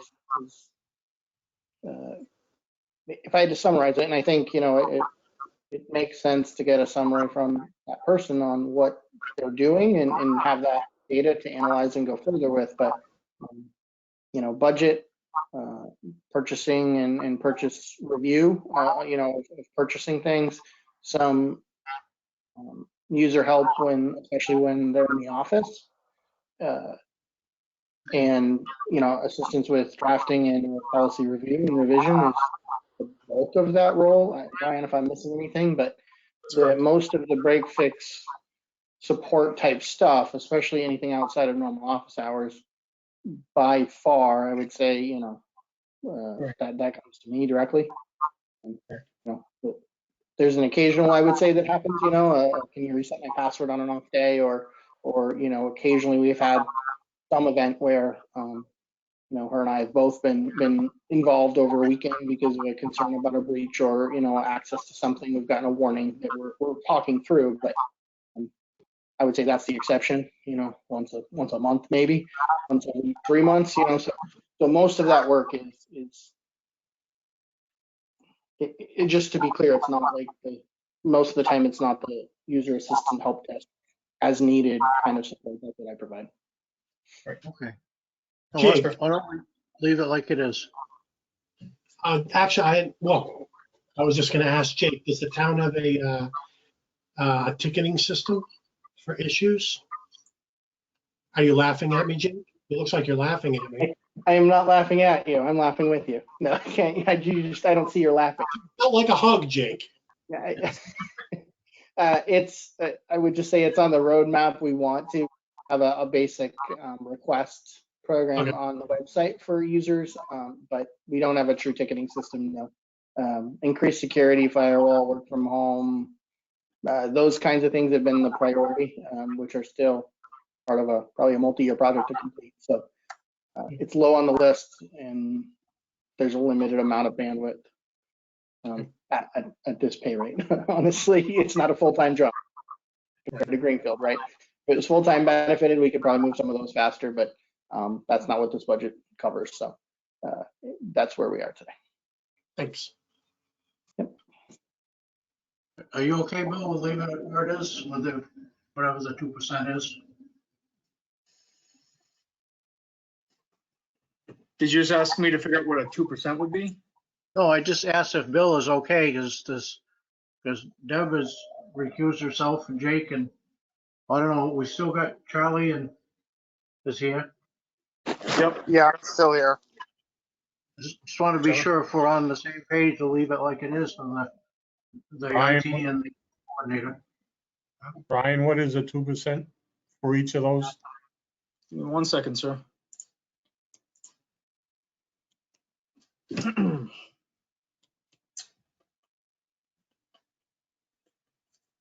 see.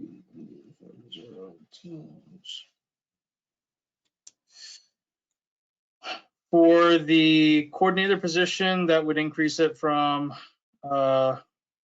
increase it to $1,061. You're working. And 2% on the technician rate would be 57.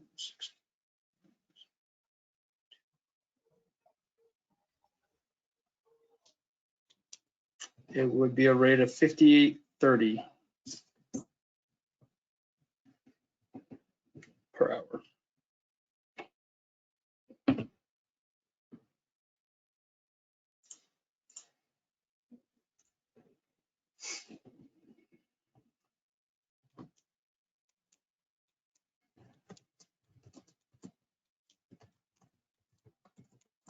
That's a rate of what, Brian? $58.30 per hour. Did you say 58, Brian? It sounded like 50. 58.30. Sorry. Yeah, It's not, I think that was the trouble. It sounded like 50. okay, sorry about that.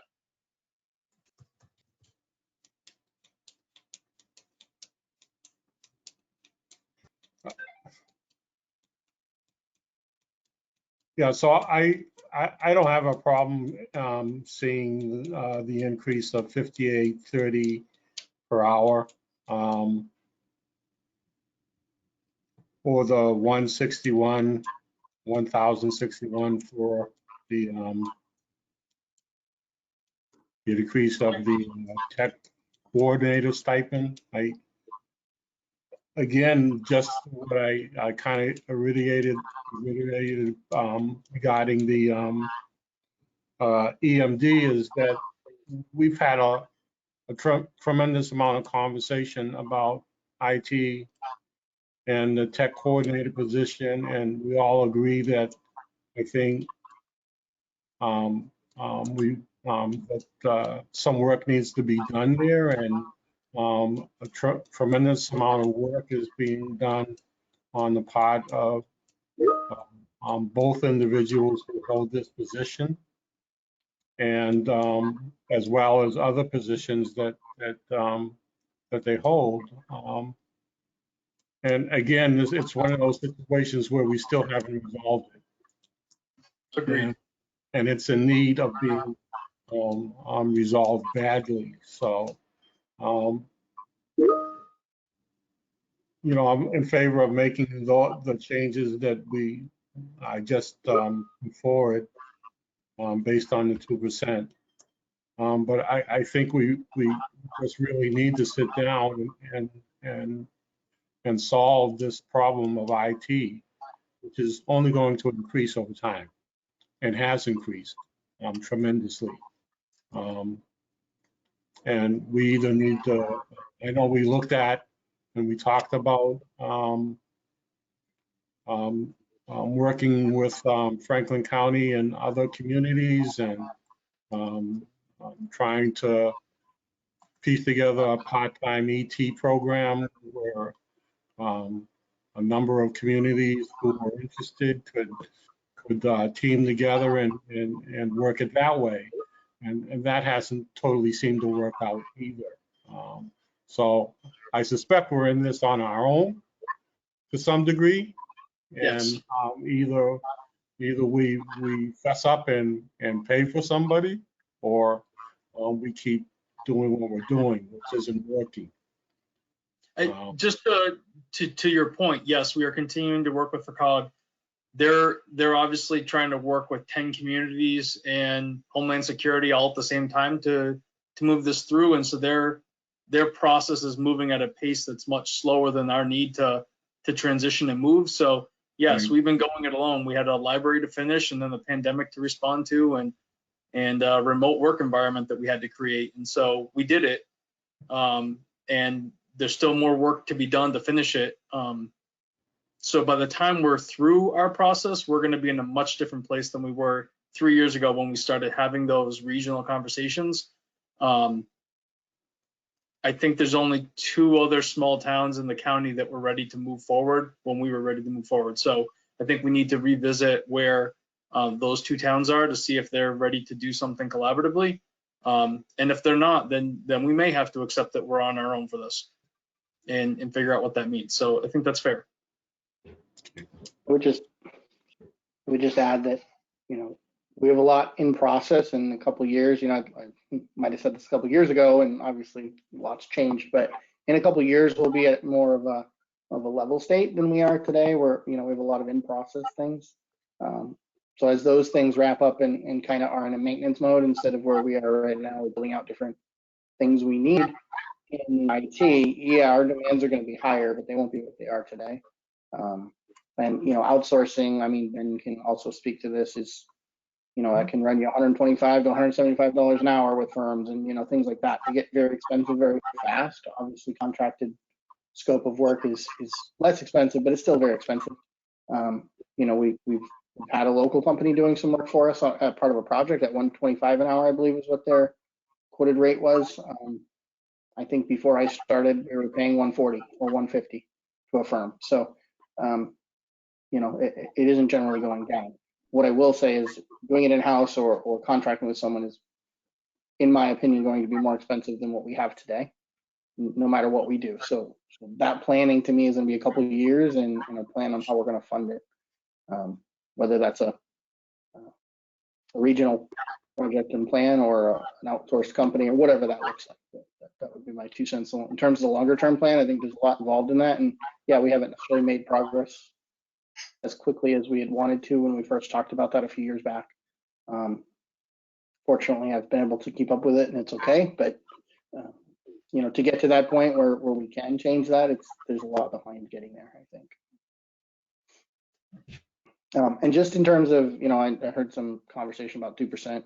You know, obviously our general program has gone to wage and step, and, you know, has gone to the step system, grade and step, and with the stipends, I believe we level funded every other stipend so far. So just from a consistency standpoint, I don't know that we want to vary from that in what you know we do tonight for just these two, from what we've done for all of the rest generally. And Brian, correct me if I'm wrong. Sort of. Elected officials, you've proposed that you're going to freeze the elected official stipends for a 3-year period. But these were the remainder of the appointed staff that we have not used yet. But we just made the determination that the EMD stipends would be frozen for at least 1 year and level funded, if you will. So I guess what I'm saying is there's just 2 positions left that we haven't made a determination on. And if we look at the comparables with wage positions, we've used our grade and step system, which didn't include this position. And with stipended positions, we level funded them all, regardless of how they got their position. So I just, from a consistency standpoint, that's what we've been pushing hard to be and do. I just wanted to bring that back up before the group makes a recommendation.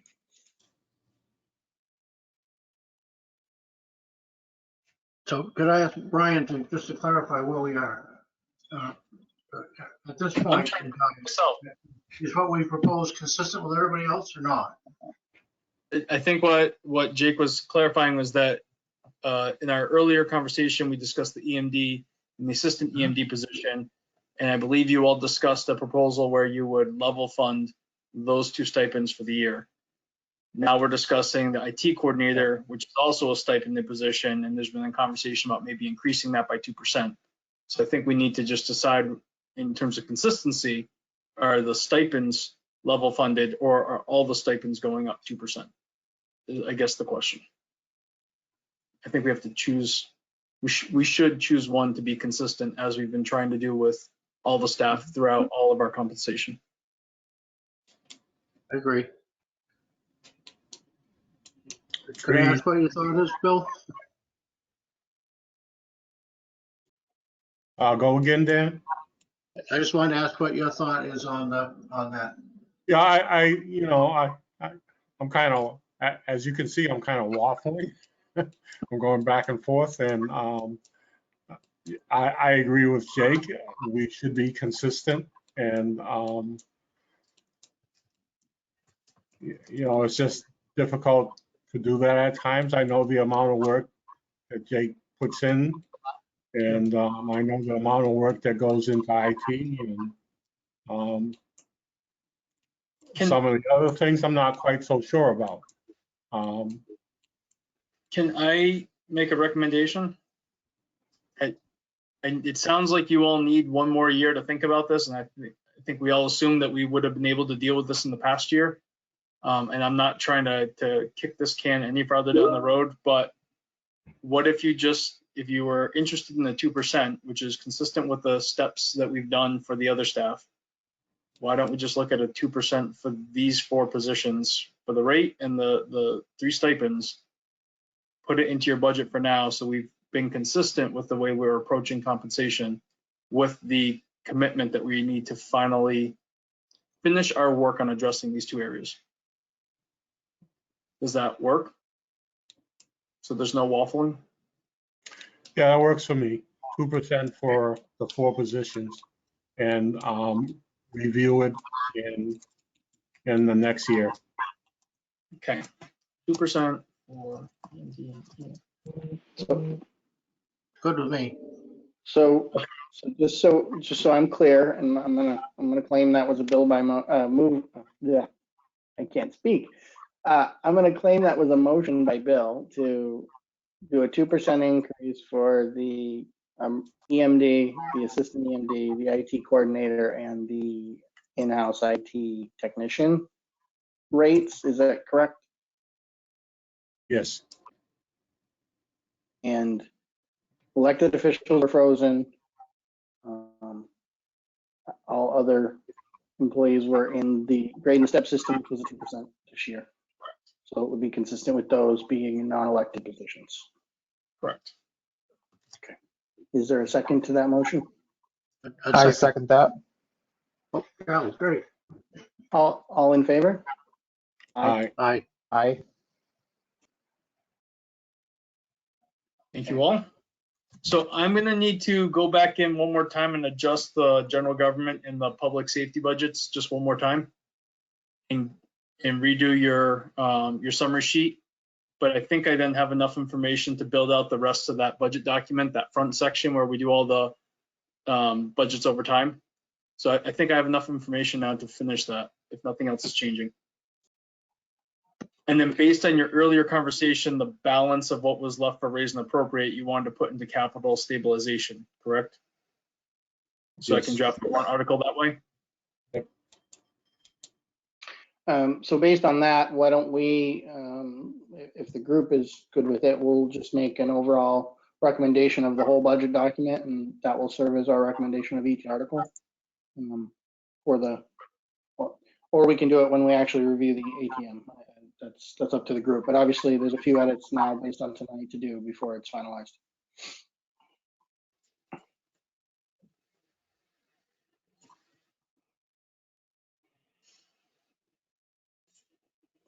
Yeah, I'll just need to update these 2 line items. Yep. So.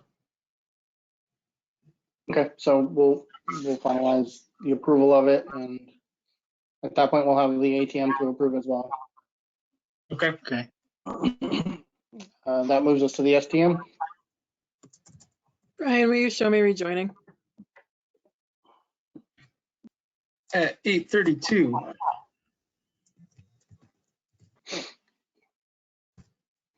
Okay.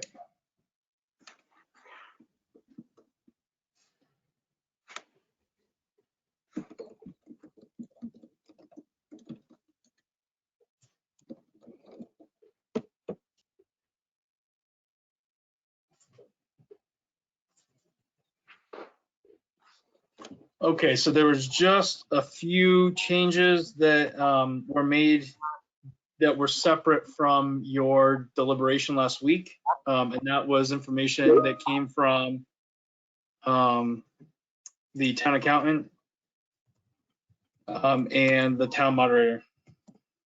So the first thing that was a requested change was from the town moderator. He requested that we identify a rain date as well. So the town moderator under state statute has the authority to recess and continue a town meeting to a future date. But there's always that challenge of how do you communicate that to the residents. So if our plans to do this outdoors, I will agree with him that it would make more sense if we can predetermine what date we want to push that out to. And if we clarify to the residents how we would notify them in advance, I think that helps all of us.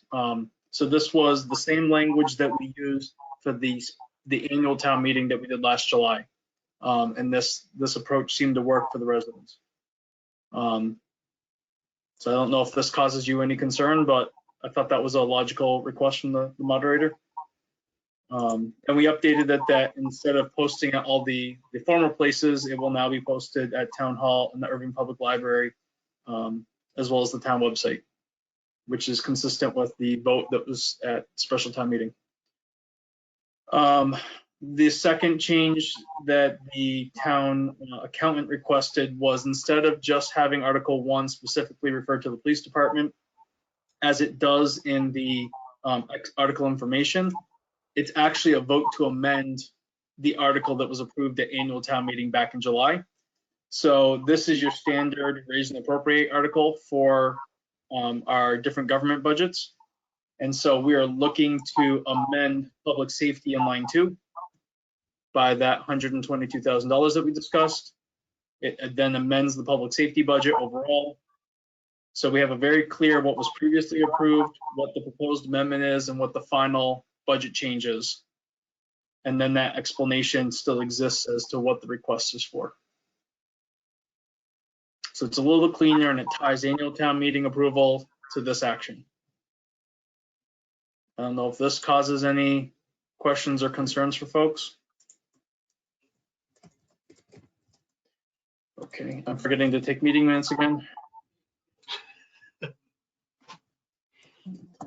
Question for the FinCom, do you want to make your recommendation when it's done or per article, or we're probably just about at that point of hopefully finalizing this tonight? I think in the past we've done them both. Does anybody have any problem with accepting the whole budget as one, yay or nay, or would you prefer to go individually? I'm good with doing it as the whole package. I am, Joe.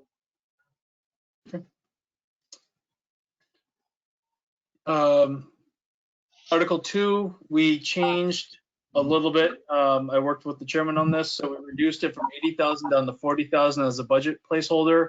I've requested a budget estimate from the engineers who worked on the design before to find out what would work for an engineering plan.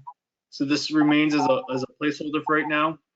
If we had to, we could always amend on town meeting floor if that was necessary, but this should still be sufficient.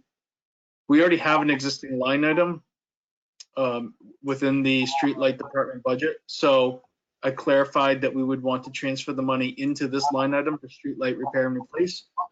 And then we clarified that it would include engineering, assessment, and designing.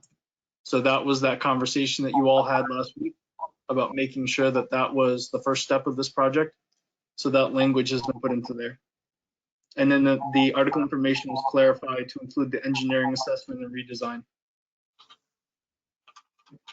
Brian, when you said we could amend it if we needed to, And go toward, that 40,000, what might the amendment need to be there? So last week we had used the budget placeholder from the one procurement that we had conducted that came in at an $80,000 quote. We all thought that that was too high. You all have asked us to start with an engineering review first.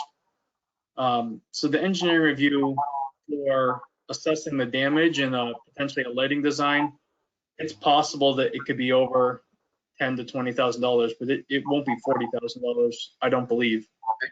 My hope is that not only gives you what you need to do it, may leave you a little extra money if the board gets good feedback to start doing some of the repair work, if that's sufficient. Okay, thank you. Yep.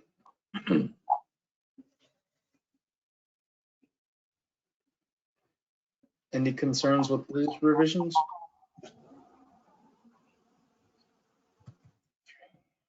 Okay. Article 4, or excuse me, Article 3. The only change here was the correct use of the word 1,000 that Deb kindly pointed out to me. So hopefully it all reads correctly now. But there didn't seem to be any concerns about this one last time. And There were no changes requested for Article 4. So that is exactly as you reviewed it last time. I believe Article 5 also had a typo in the dollar amount up top here, so that has been corrected. But otherwise, the explanation and all of the other functions of Article 5 remain the same. Article 6, we did not amend. So that stands as you previously reviewed it. Brian, I thought we had talked about adding to the comment on that article, just that Oh, yeah. something to the extent that it wasn't, it didn't meet the timeline for the mill, and so they no longer needed it. Thank you. I know there's been lots of community conversation about it. I've been asked a lot of times about what we're doing, how it's going and such, and I just want to make it clear, town isn't deciding to no longer support it. It didn't work for what they needed, and so it's no longer necessary. Right. That's correct. I need to update your article information on number 6. That's correct. So I will add a note right in here that clarifies that it's no longer feasible for the. And then the only thing I'm just waiting on is, and I had hoped that I would have had it today. I sent this to our town council last week. I'm just waiting on the final approval of this language for the eminent domain article. Worst case scenario, if there was a language change, if you wanted to approve this tonight, I could always do a floor, present you with a floor amendment at the town meeting. The purpose, the function, the parcel we're talking about, the reasons, none of those things are changing. So it would just be a little more legal clarity, if anything. It's the one thing I'm waiting on. I'm fine with it like it is, and if it needs a little bit of legalese or adjustment, that's just, it doesn't bother me at all. Okay. I don't have any concerns. Bill, I'm going to assume you said you don't either, but you're muted, so I didn't hear you. My best attempt at reading lips. Thank you. I have no concern. Okay.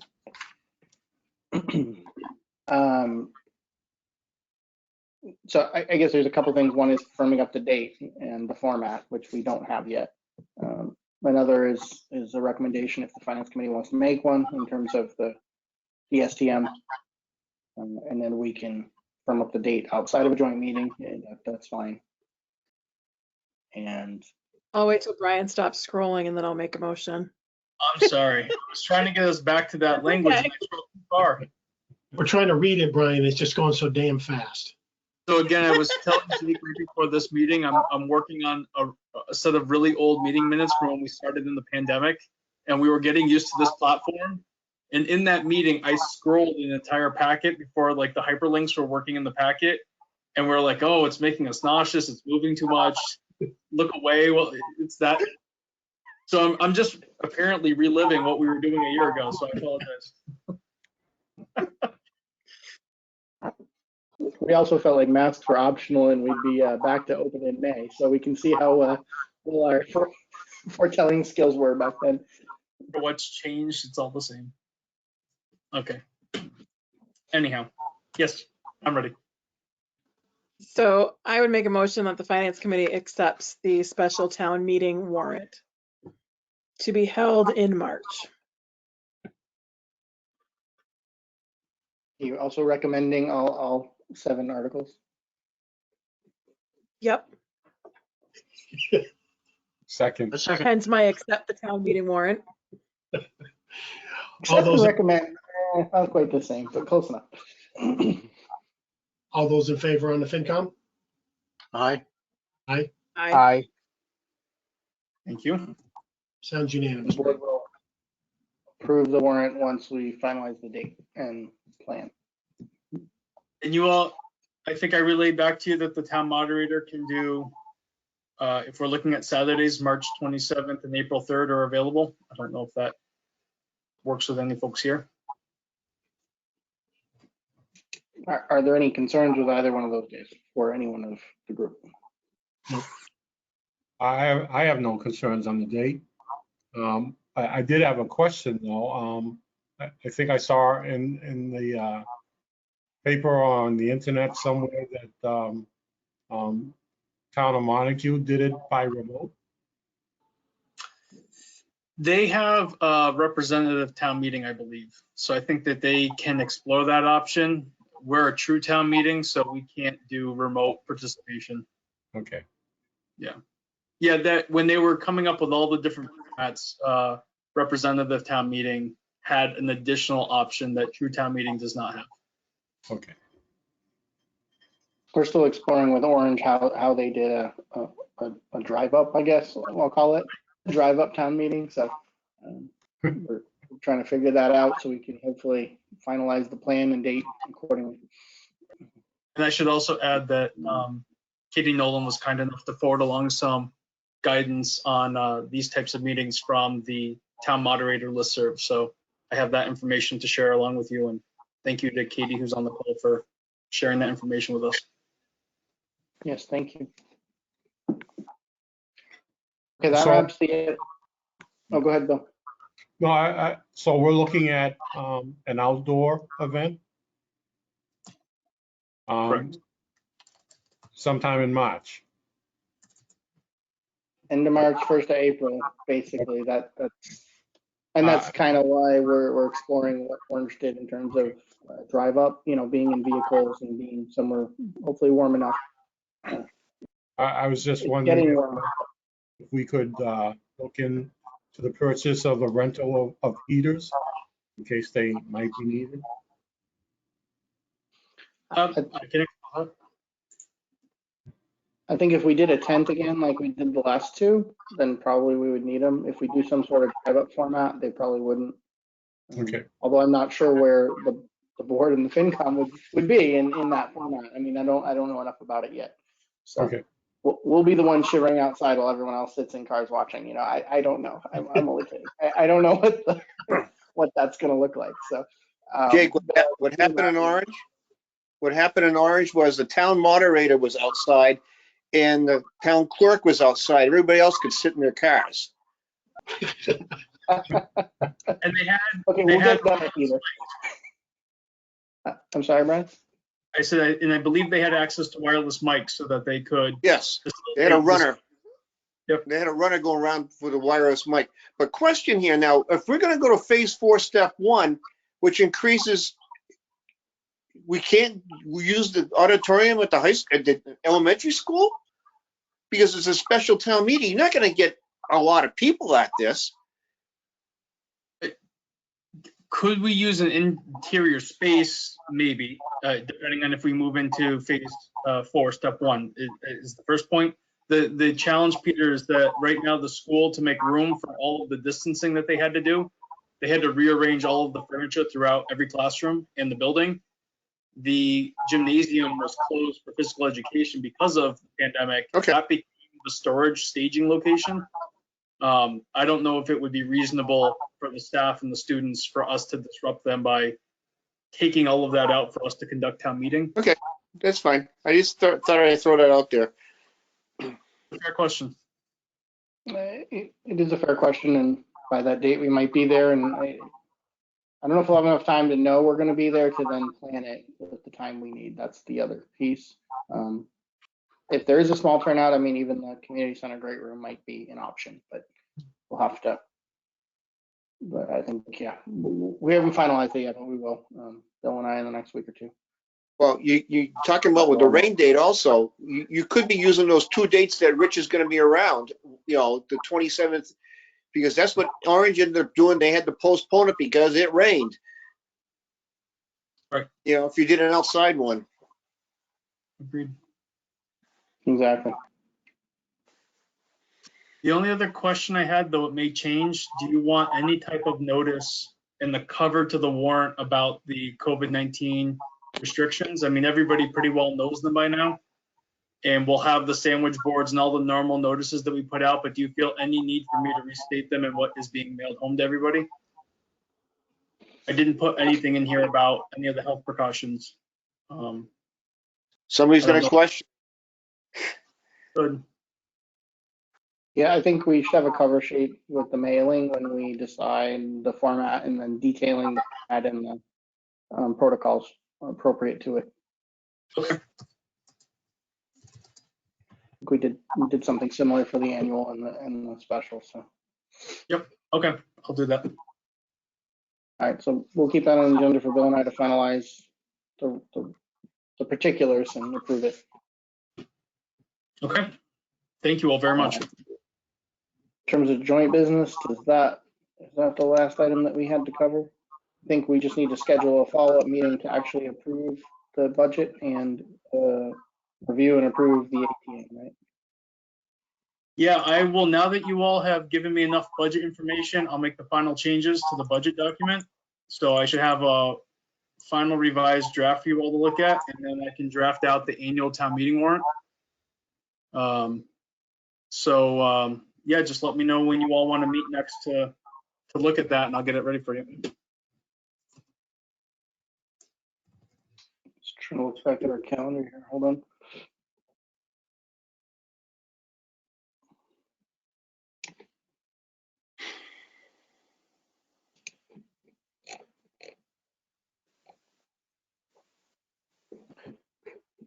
So we had a joint scheduled for the 8th to finalize and adopt the ATM, and we also had it for the 15th.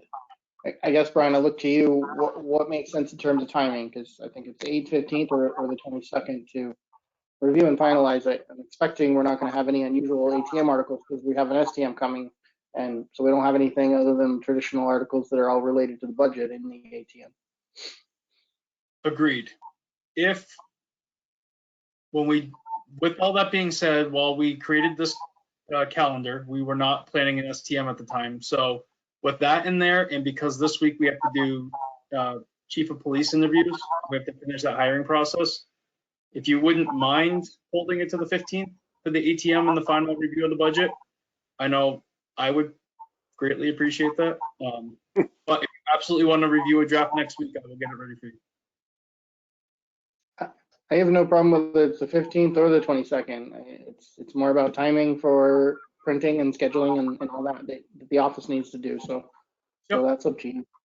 As long as it's done by the 22nd that week, I can get everything to the printers, and we can get everything into the mail. The deadline for us to get things into the mail is usually the first week of April, so I can make sure it gets to the residents in time. Is everyone on the FinCom available for the 15th?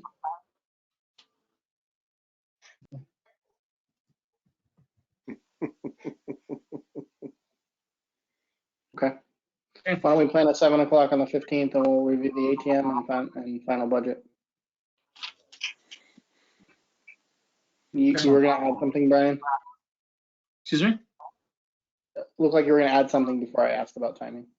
I was just going to say one more scheduling change. The annual town meeting this year is the second week Wednesday. In the past, it's been the first Wednesday of May. So we have one more week built into our time to get materials out to the residents and allowing them to have time with it. So it's just a change this year that we haven't had in a few. The logistics of that one too, we should probably plan, I would think, for outdoor gathering for that one. Okay. Which may mean, well, can we change that date? That's an evening, right? Wednesday. That one is an evening. I may, well, we can do lights outside if we had to. Okay. All right, does that wrap the joint business? I think so. It's everything I had. It does. Okay. Well, thank you, FinCom, and I will make a motion and Capital, I'll make a motion to adjourn the joint meeting and resume the select board meeting at 8:52 p.m. Second. All in favor? Aye. Aye. Thank you all. Yep, thank you. Night, everybody. Night, everybody. Take care, everyone. Continuing on with the board meeting. Back to, let's see. Discussion regarding chief of police search.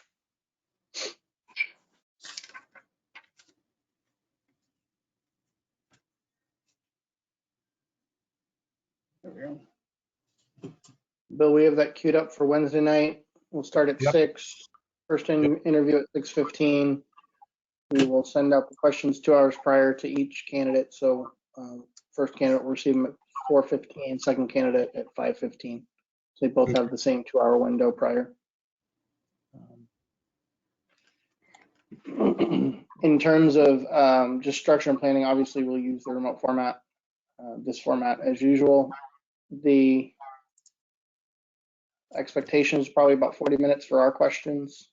And then we had talked a little bit about taking public comments. I think we still need to finalize that.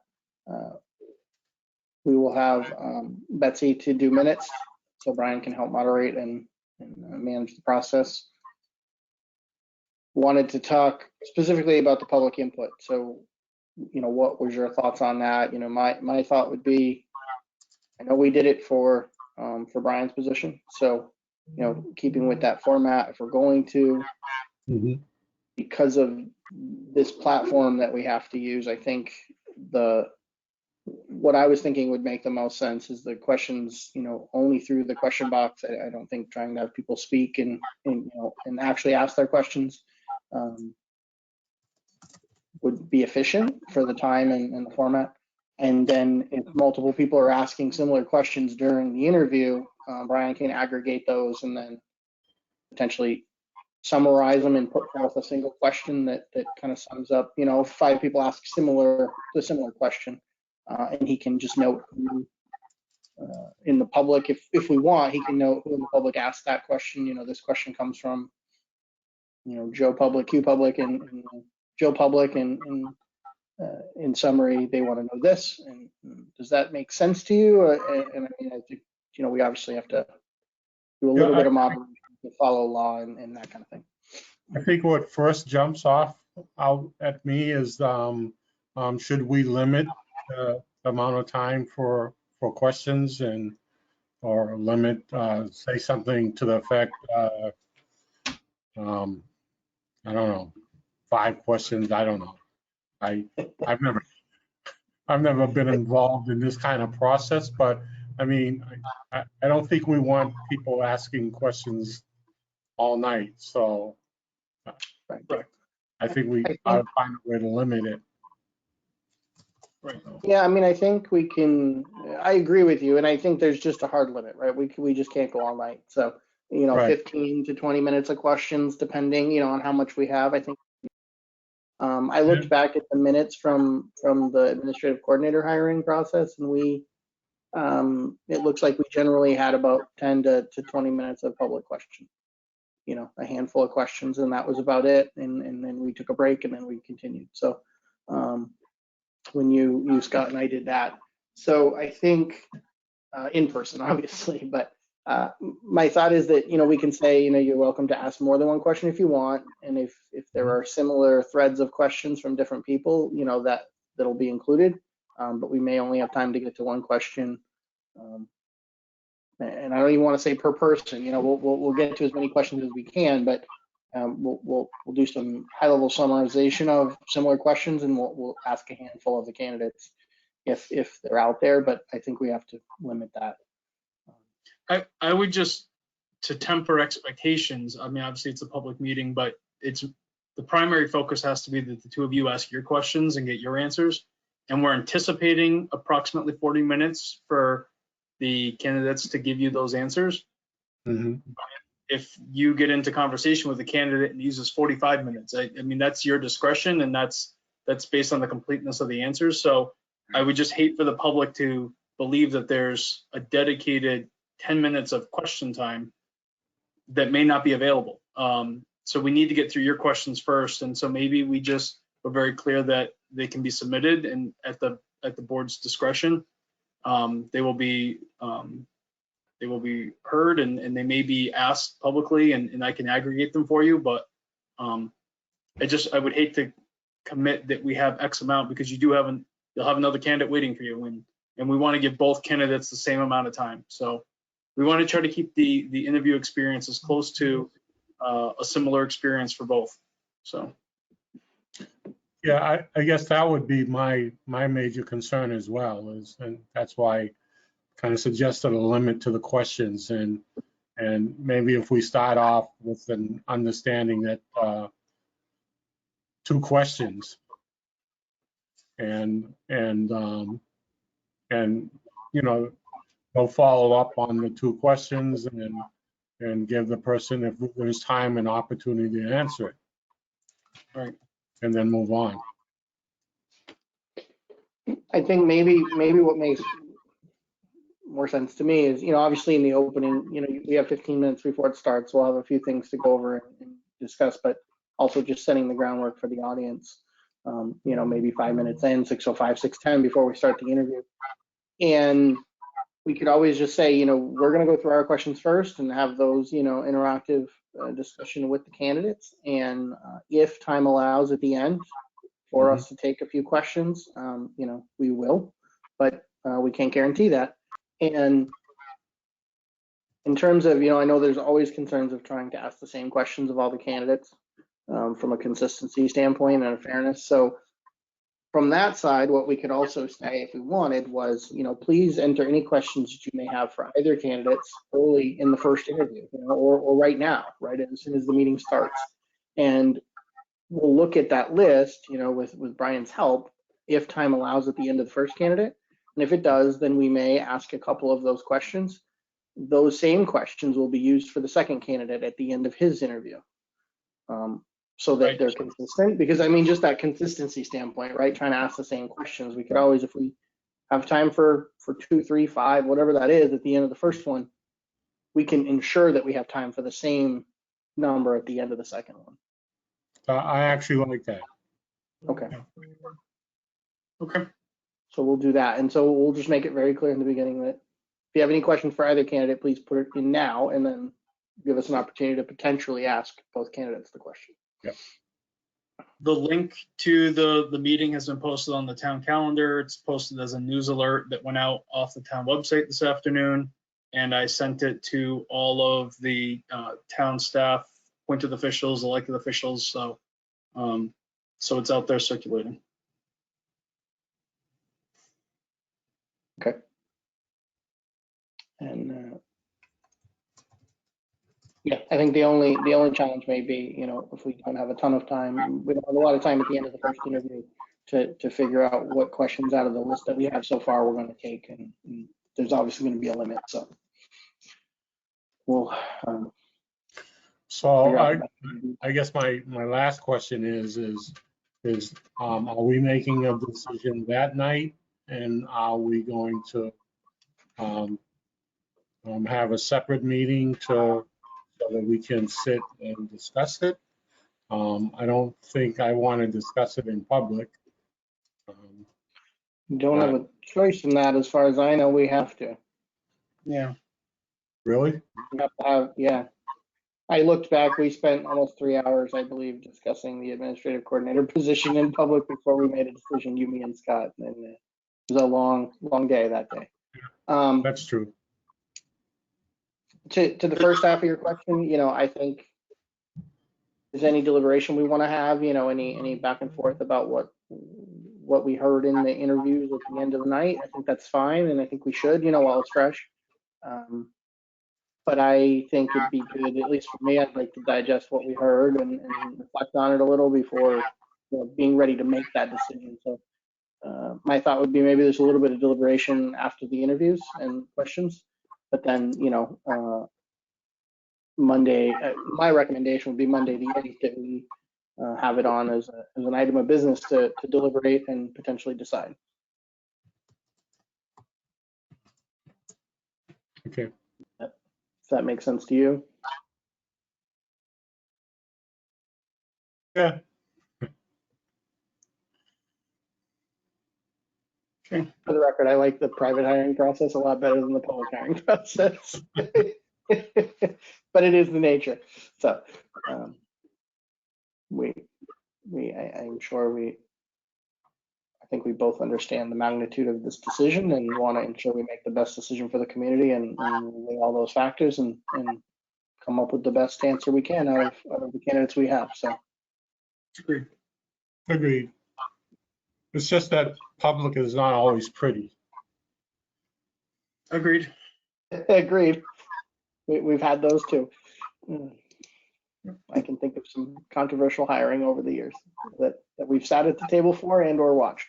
So it is the nature. So I will be sending over to you your application materials, your interview questions, so that you can get yourselves prepared. Is there anything else that the two of you want for Wednesday? Okay. All right, it's on its way to you. We'll have the summary from Collins on their background and all the work that they did with the candidates that are forth. We'll have their application materials. Yep. Yep. Been a lot of public interest and public feedback. We'll summarize that as well for us to review. Yep. Okay, I think we have a good plan, and we can start out the meeting. If there's anything we want clarified or understand out of what we have for materials, we can talk about that at the beginning of the meeting. I'll just talk to the groundwork of what we just discussed tonight, the framework of how the meeting will go, what the public input, what input they can have, if any, and we'll go from there. And the candidates are queued up and ready, so we are ready to go. Okay. Thank you all. Okay. Excellent. Okay. Next item of business is, you're getting there about as quickly as I am. Can I make a request? Yes, Can we do anything goes so we can send Glenn home to bed? Little birdie told me he's already gotten up and came back. So anyway,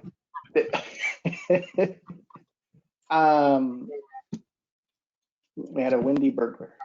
We'll move to review of almost anything goes proposal. Is he still with us? You guys are the best. Welcome back, sir. Okay. So Glenn and I have been working with Casella, your new curbside collection vendor, for preparations on the Almost Anything Goes program.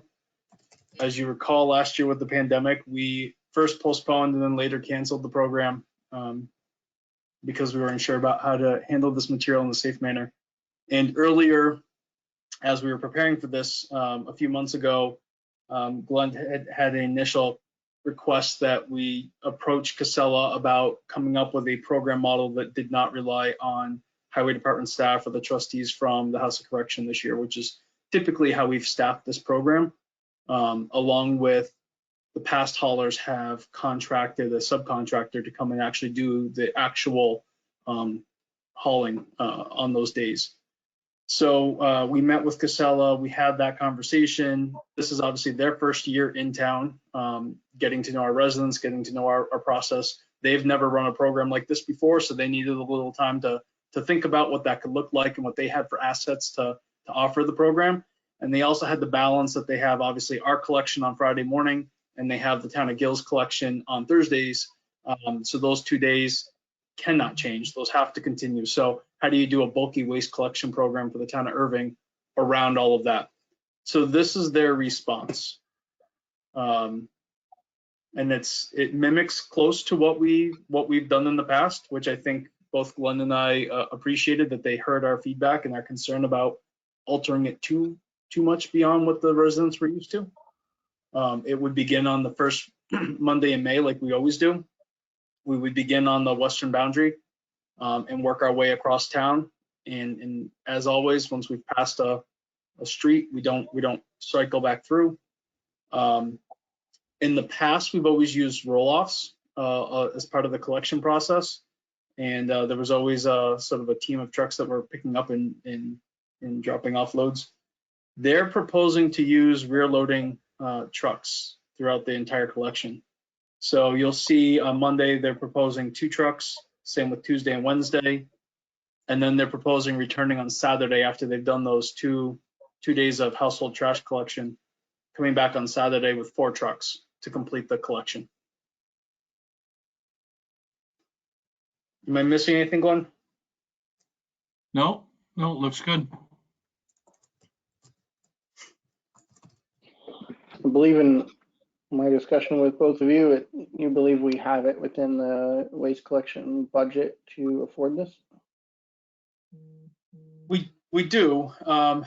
It uses up the billable hours use up most of what we would normally have budgeted for the almost anything goes program. The tonnage is the unknown this year. With skipping last year, we have what we typically do in a year. Should we expect double this year? So we're sort of anticipating the high side and hoping for the best. Thinking some people are holding on the material from a year ago. So we know we padded the waste collection budget because not only had collection changed, your waste disposal costs at the new private disposal site had changed, and we were then paying for recycling, which we had never done before. So I know that we increased our budget with some larger round numbers because we had many unknowns this year. I think we're still within budget.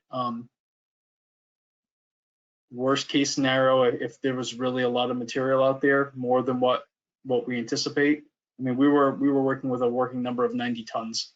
I'm hoping that we don't have more than 90 tons of material out there that needs to be collected. But if it did exceed that, I guess we would have to revisit the reserve fund transfer.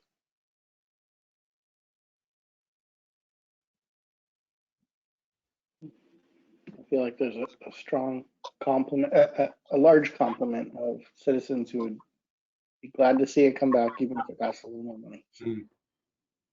Yes, I've been asked many times in the last 2 weeks. I keep telling that we're working on it. I heard a lot last year about couldn't we have done it? Could we have postponed it? Could we have this, that, and the other thing? I haven't heard of much yet this year, but I know people are waiting and watching. So. Right. And I'm in this is favor of moving forward. I just feel like, I think we talked about it a bit last year, Bill, of Casella or a waste collection company is better equipped to do this safely. That's their everyday, right? That's their expertise. And so I feel better about it. And even if that is a little more cost, I feel like especially in a COVID environment, that's a safer option. And just generally, I think it's maybe a better way to do this. I agree. I agree. The only thing that I would add to this, Brian, I don't know if this shows their schedule on there. I would not advertise what their proposed schedule is. I think I would just keep it as it's starting May 3rd, moving west to east until we're done. Once they go by, they don't come back.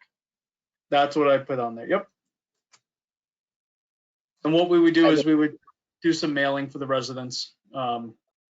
We're hoping to align this with the March Around Town, which is coming back from the printer this week, so that we could get it into the March and then the April edition. If I miss that, I'll just do a direct mailing to the residents. Makes sense. Sounds good. Any concerns with Glenn and I proceeding with this? None. Nope. Thank you, gentlemen. Thank you very much. Thank you. Thank you, Glenn. Have a good night, Glenn. I guess I was just told it's snowing out, so I guess I'm gonna go see how bad it's snowing.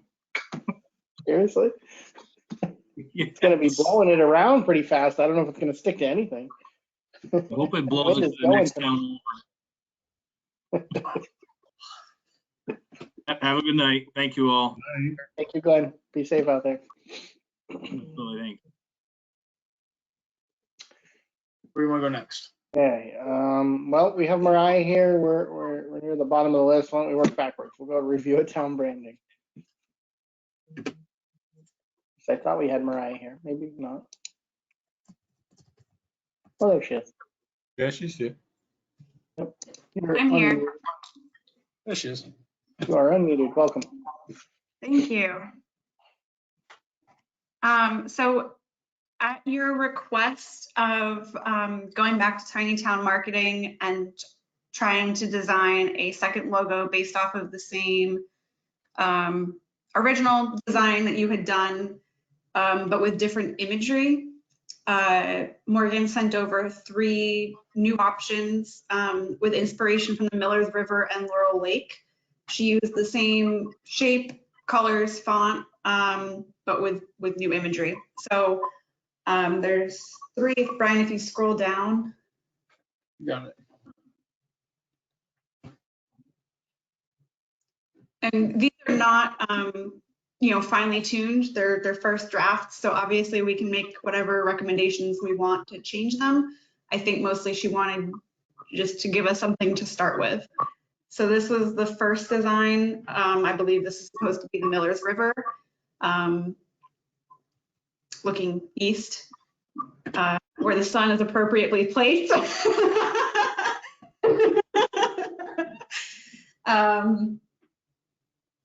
Yeah, using the same colors, the same greens and blues and yellows that we had in the other one. Brian, if you scroll again to the second one,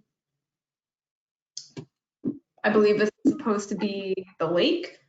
I personally really like the pine trees on this one. That's my favorite. Actually, out of all three, I just really like the pine trees. And a third one, I believe, is also inspired by the lake.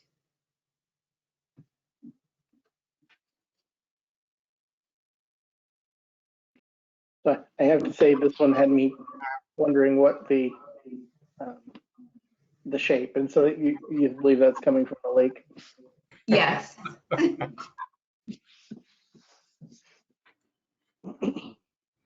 Was there one more? No, that was it. So I guess if you'd like, I can start off with some of the small things that I noticed that I think I would like, or you guys can go into things you noticed. I don't know how to start the conversation. Well, I'm going to put Bill on the spot and ask him if he likes any of them. Be on the spot.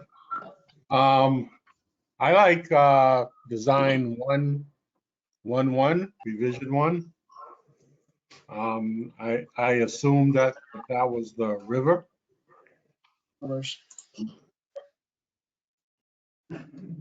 Design 1-3, did not like at all. If that's doesn't fit design of the river, doesn't fit what I see out there. So that's my reason for that. And design 1-2 just kind of looks awkward to me. Everything looks like it's to one side. So I wasn't comfortable with that as well. So 1-1, it's my choice. I didn't mind 1-1 or 1-2. Definitely agree with you on 1-3. It just I didn't connect with that one at all.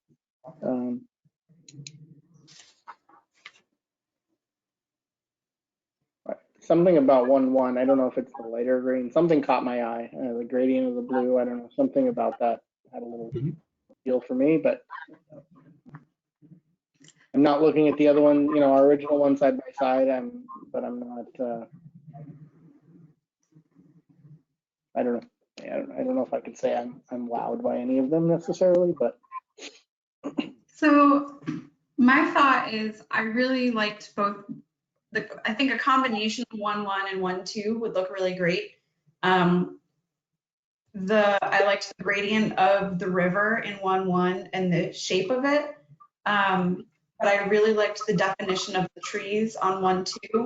I didn't like the kind of stamped look of the brush along the river in 1-1. So I think we could ask her to do kind of a combination of the two and put some more defined shrubbery and trees in the 1-1 and keep the gradient of the water, and that might look pretty good.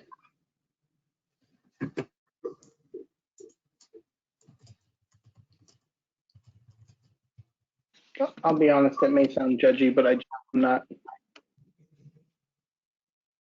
I want something where I'm like, whoa, that looks great, or that really looks like Irving, I guess, you know, and I'm not.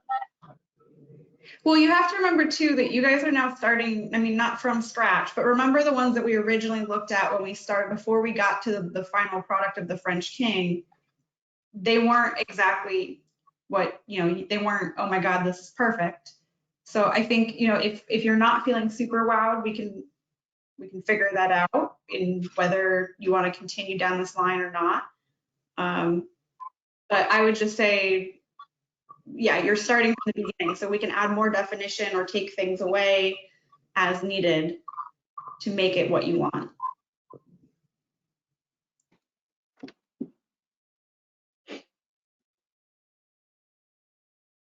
I think the difficult part was that the most detailed part of the last logo was the bridge. And the rest of it was kind of color blocked so that it didn't distract you from the bridge. So I think with this logo, the focus will be the water, the sun, and the shrubbery along the river.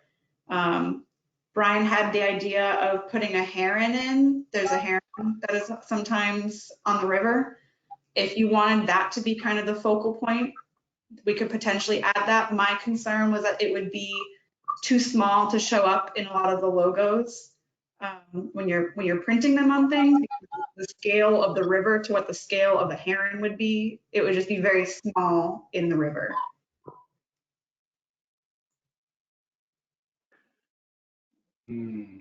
There was a comment about having some rocks in the river, and I mean, if I think of the Millers, there's that. I mean, we're known for the whitewater, so you definitely have some rocks in it. I don't know. I maybe I need to sit with them a little bit longer. I don't really have any great constructive feedback to modify them or do something different.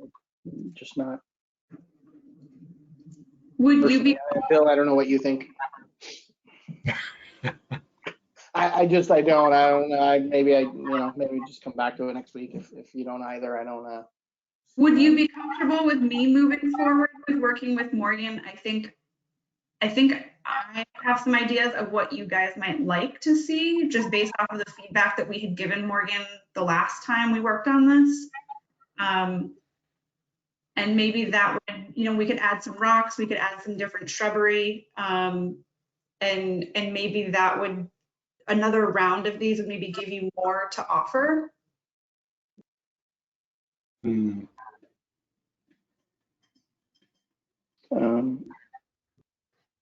Deb had a question. Go ahead, Ben. I think you're unmuted. Or you're self-muted. I'm self-muted. I just wanted to ask, has there been any consideration to surveying the residents? I know last time you guys got very, very far in the process and kind of at the 11th hour had a lot of feedback from residents that they weren't thrilled with the design. I think there was a lot of suggestions as to what the design could be, but I think this is something that as a resident, I want to be proud of the logo. I want to love it. I want to like it. We're going to see it on vehicles. We're going to see it on signage. Who knows, maybe someday it'll be on t-shirts and sweatshirts. I'm not in no way, shape, or form am I saying a committee should be formed. I just really feel strongly that this might be somewhere where residents should have the opportunity to give some feedback and what we as residents feel is important and what we'd like to see represented as our logo. So Deb, I feel like, I mean, we've had multiple articles run in the newspaper, and I feel like if people had feedback, they've had a sufficient chance to offer it. I mean, the select board is more than welcome to put out a survey if we'd like, but we got a lot of feedback the last time when we got really close to the end, and we got a lot of suggestions, like you said. So I feel like we've heard from people who feel passionate about this and care about it, and I don't know that we would get different responses if we posted a poll somewhere.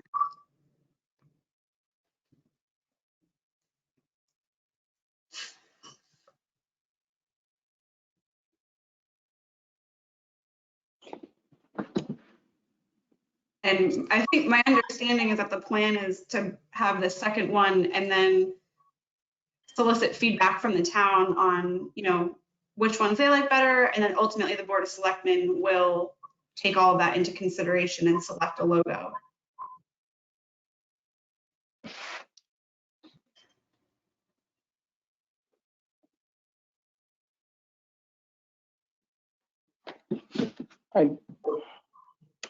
I mean, I'm not against doing a survey, but I think if we're going to do that, we need to have either, a handful of preliminary directions to go to get feedback on. I don't know that just asking questions would get us enough to end up in something that's imagery, because Yeah.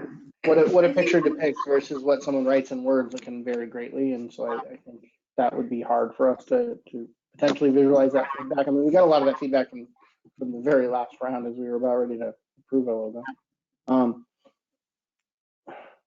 I don't know if maybe these are too similar because it's the same colors and formats that doesn't feel like something new and different and interesting compared to what we'd already worked on.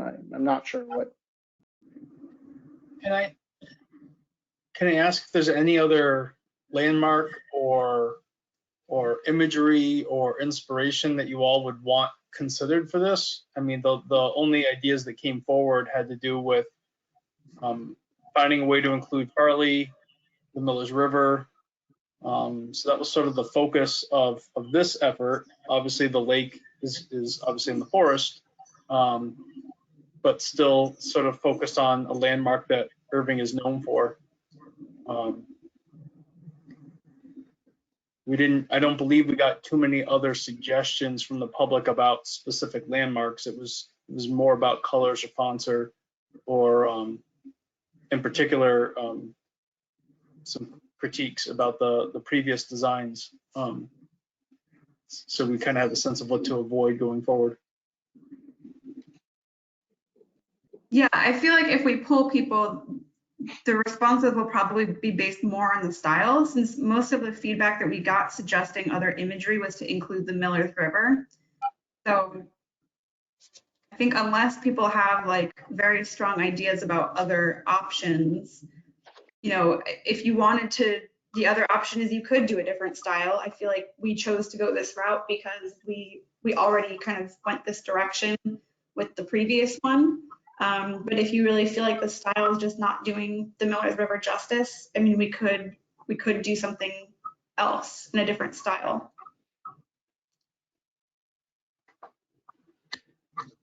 I like the imagery and the idea of the Millers River. I think that works.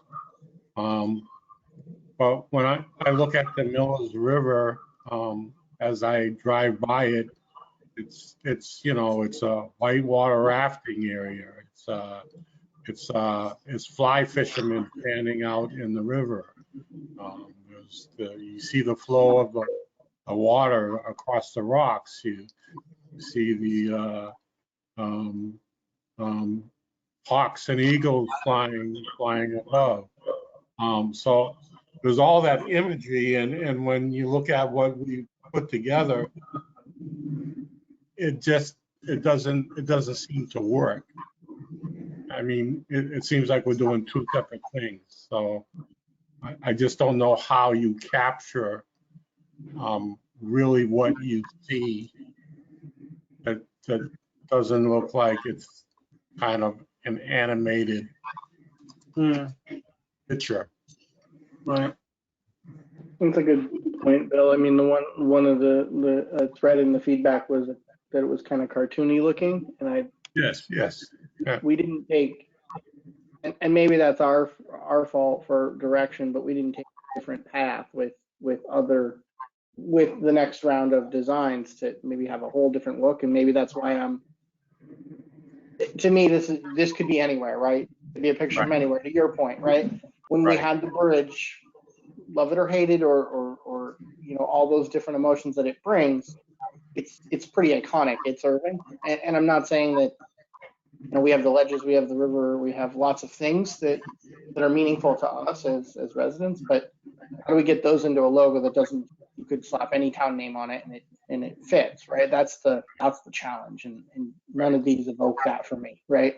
The bridge can evoke that because it's very iconically the bridge to right? So the thing that I struggle with is I agree, maybe this is a stylistic choice that needs to change, but I think no matter how well you render the Millers River, it's going to look like a river. You're not going to be able to look at it and go, oh my God, that's the Millers River, because rivers are all rocks and water and trees in New England. So, I think we could make it look more like the Millers. I agree that there should be rocks and, there can be more detail added. But I don't know that you're ever going to look at the Millers River the same way that you would look at the French King Bridge and go, that's the French King Bridge. You're going to look and go, oh, that's a river and it says Town of Irving, so it's probably the Millers River.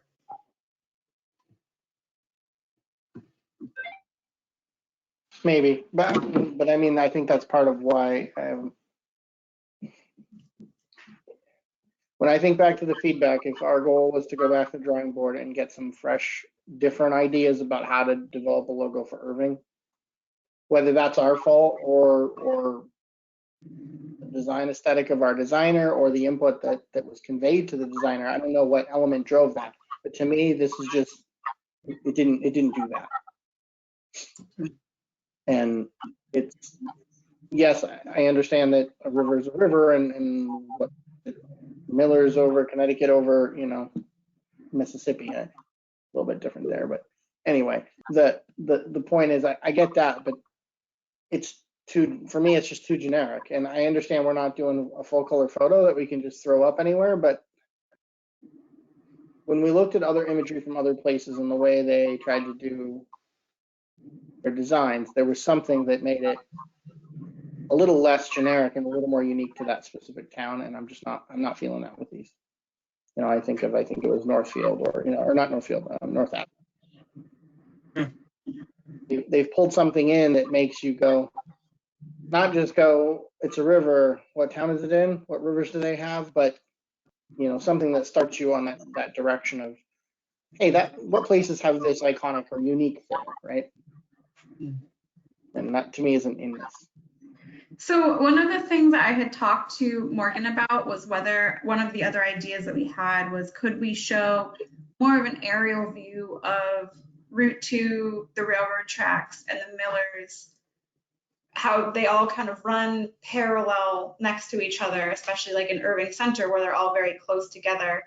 And she said that would probably be difficult to convey all three of those things being different because of the scale, and them needing to show up on a logo that right now we're looking at this huge and zoomed up, and most of the time we look at this logo, it won't be this size. So I guess I don't know where to go from here. If we don't like the style, then I guess we'll need to find another style that you would like to move forward with. And whether you want the imagery to still be the river, and if you want the colors to be the same, if you even, I guess I don't know what steps you all would like to see moving forward. Well, I don't presume to have the right answer, but I don't know. We could also wait and come back. I'm feeling like what we went through the logo process with where we got to last time, and I felt good about the product we had at the time. Based on feedback and the want and need and wish to have something different, a fresh look at it in a different couple directions and designs, I don't think we've achieved that. And when I look at how would we get there, to me, it's a designer to do that for us, to do some homework, whether that's from us or research about our town and go, okay, here's as a designer what I see, right? Abstract those elements out of what makes Irving, and knowing to exclude the bridge from that, give us some designs from scratch of what you'd perceive. And if our engagement, which was not expensive, to do another round of logos isn't the right one, or if we need a different designer to give us a different look, because everyone has their stylizing, and maybe that's what we need to have a different look. I don't know, but so I think that there. So that's my problem with where we are. So I had given her the direction that this was the way we wanted to go. So I guess I want to be careful that this stylized choice is not her choice I had given her the direction that we wanted to maintain the style from the last logo because that's what I thought I took away from the last meeting. So if you are all feeling like this is not the style direction you want to go, that's totally fine. I don't think she is opposed to that at all. She's just going off the direction that we've given her. So I guess that's kind of what I need is if you would like her to give you 3 new styles that are totally different than what was previously worked on, we can do that. I just need to be able to convey that to her.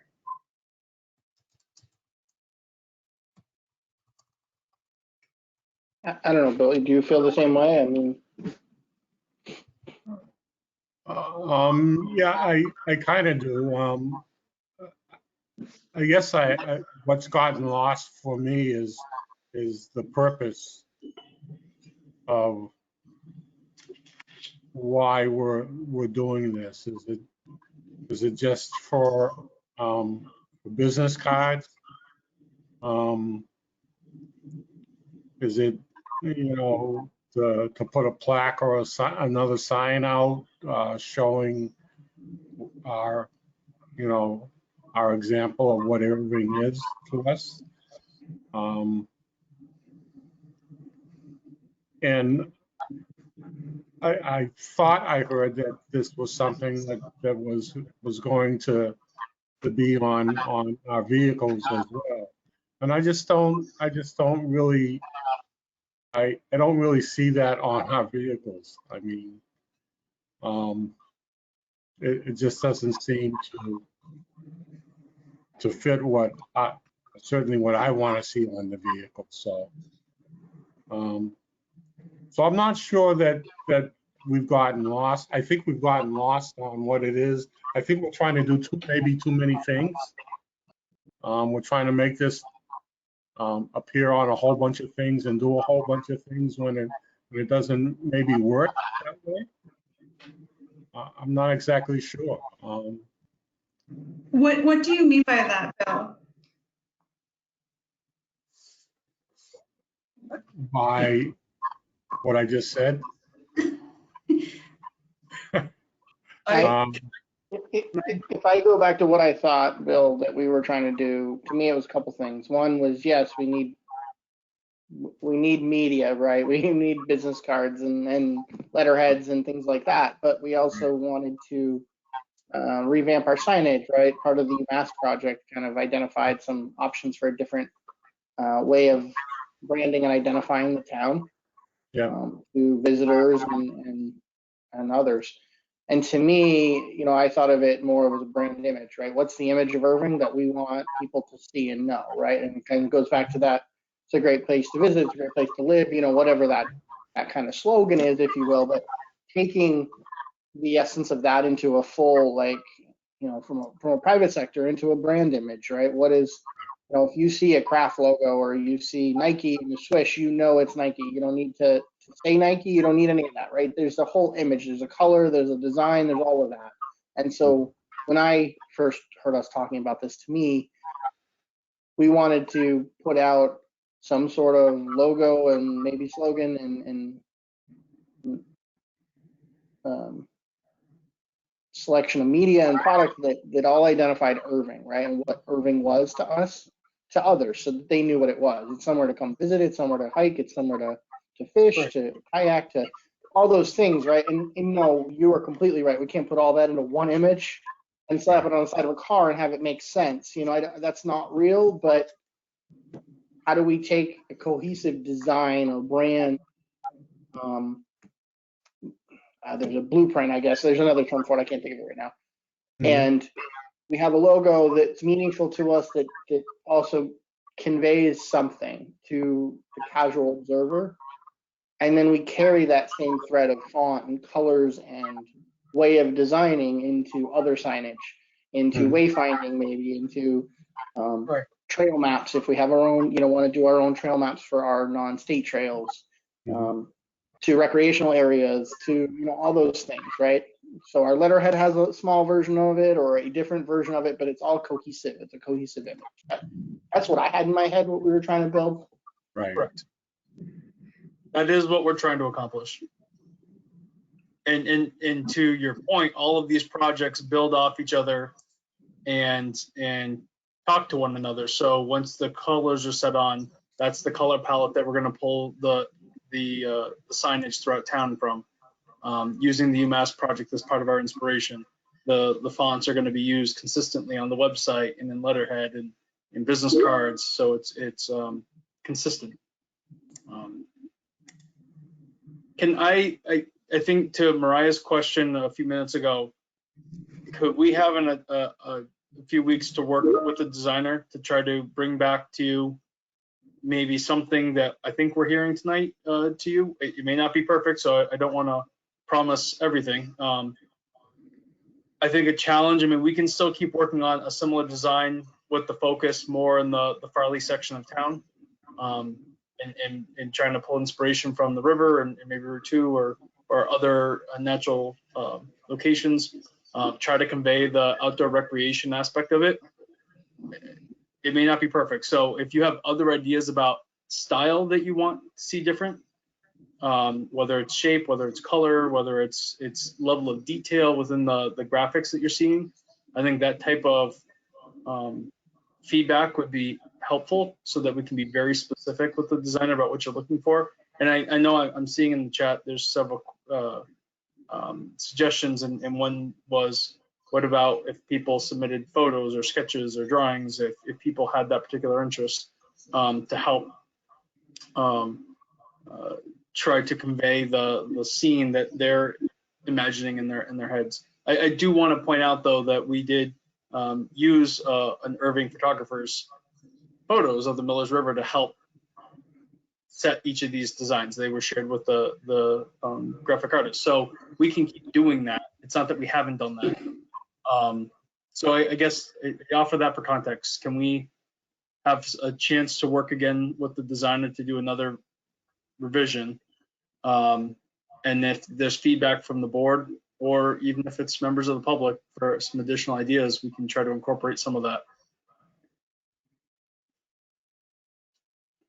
I actually like the idea of like kind of doing like a Photoshop of showing what it actually looks like in real photo, and looking at those photos of maybe someone fly fishing in the river, or the birds flying over, or an egret in the river.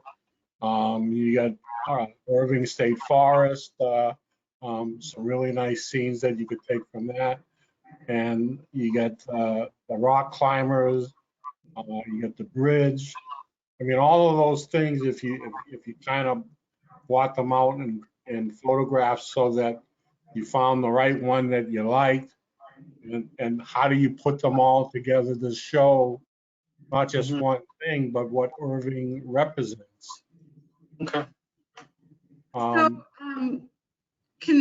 guess just for my clarity, are we deciding to go a different direction than the current logo? I guess that's kind of the clarity I need, because I think that if we wanted to do something more simplistic that was more based off of trees or something like that, rather than a whole scene like we did with the bridge, that might be easier to convey than a whole. I think we might run into the same trouble, I guess, that we are right now, where I think a lot of scenes that we have in town are not going to look specific to Irving. You know, I think we can find beautiful pictures of the forest and the river, and I agree, like, I don't think that this, you know, the logo that we're currently looking at, I don't think that looks like the Miller's River, and I think that we could add things to it to make it look more like that, but I don't know that. I guess I need more understanding on whether we're trying to maintain this style, or am I going back to the designer to say, can we come up with 3 totally new options that are not based off of what we are currently working with? I mean, my take is we already have this base, so we can work with it if we want to or need to, but to me, to have more options, no, I mean, everything's on the table, right? Like, Just get a fresh design. And to me that, and again, I'm not saying who conveyed it or why we're here. I'm just saying for me, this wasn't the right path. And maybe that is because I do remember talking about using the same color palette and the same design. And now seeing it, I'm going, I don't think that's the right way to get another look and a new design for me. And Brian, to answer your question and your comment is actually, to me, you're not gonna like this, but it's the opposite. I don't want to give any input and make any design choices. I want a designer to do that. That's what their expertise is. That's what they're getting paid for. And so to me, that's what I want. I want someone to come in, do an assessment of what makes the town of Irving, distill that into something that's a graphic design that we can use. That to me is where their expertise is. When I look at what the UMass team presented us, and obviously we spent a whole lot more money, and that's why I brought up, like, I'm totally open to also having a few other designers take a crack at it and take a different perspective. Because I understand we're influencing some of it, but I also know that every graphic designer I've ever met has a design signature. And so things they do look similar because that's just what it is. When I look at what the UMass project did, I mean, their focus wasn't just on design, but the perspectives that they brought on architectural design, on signage, on all of those things varied across the different students in the different areas they focused on. But they each had a fresh and different way of looking at it. And this round didn't do that for me. And so I'm saying, yeah, I think we need to reevaluate all of it for a new round. Okay. And I don't want to give the feedback on what that should look like, because when we did that, and what we got already isn't what, had the best feedback from the public. And so I want another crack at that. To me, it's got to be organic and fresh and something that someone took what they see Irving to be and put it together. And I'm not an expert doing that, which is why we're paying someone, right? Well, that's the feedback that I needed, because I can tell her that, and we can start coming up with new designs. But I just, she was working off what we had before, and that was the feedback. So if the decision is to start with 3 fresh new designs, I will work with Morgan to do that.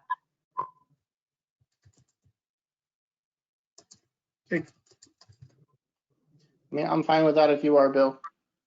Yeah, I'm fine with that. I just think I think we need to incorporate a little bit more. I agree with you, Jake. I think I don't really want to be the designer. I want someone that can come in and take all those shots of what Irving is.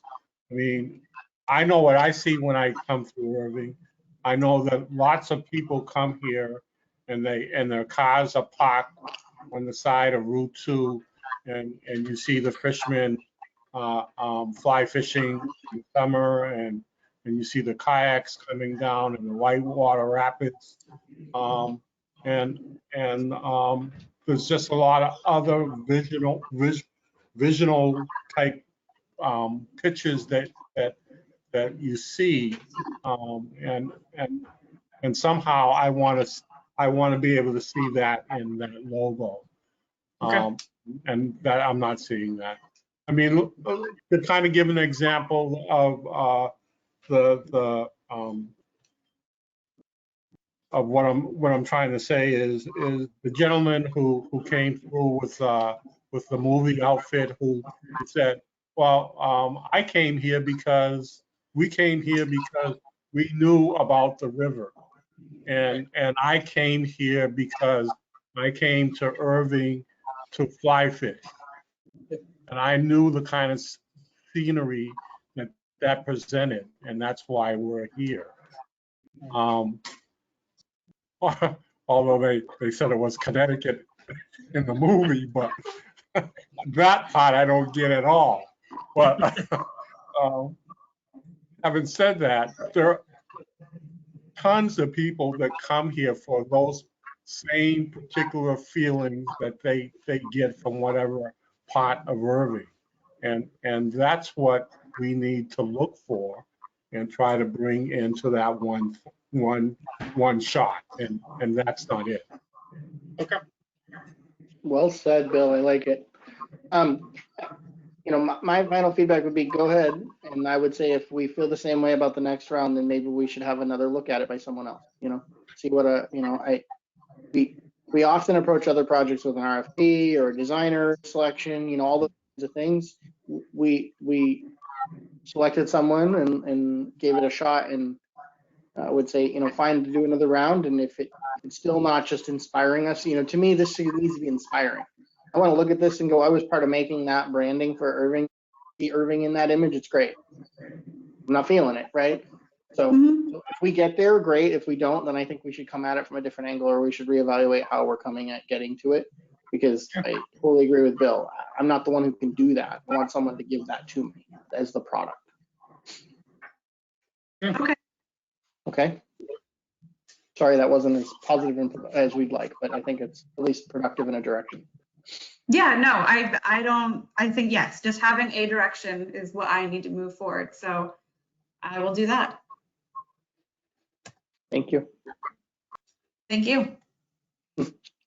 Have a good night, Mariah. You too. Night. Okay. Back to the agenda. Now we've jumped all over. I need to figure out where we were. Discussion regarding POT number 2, sludge dryer project. No update there.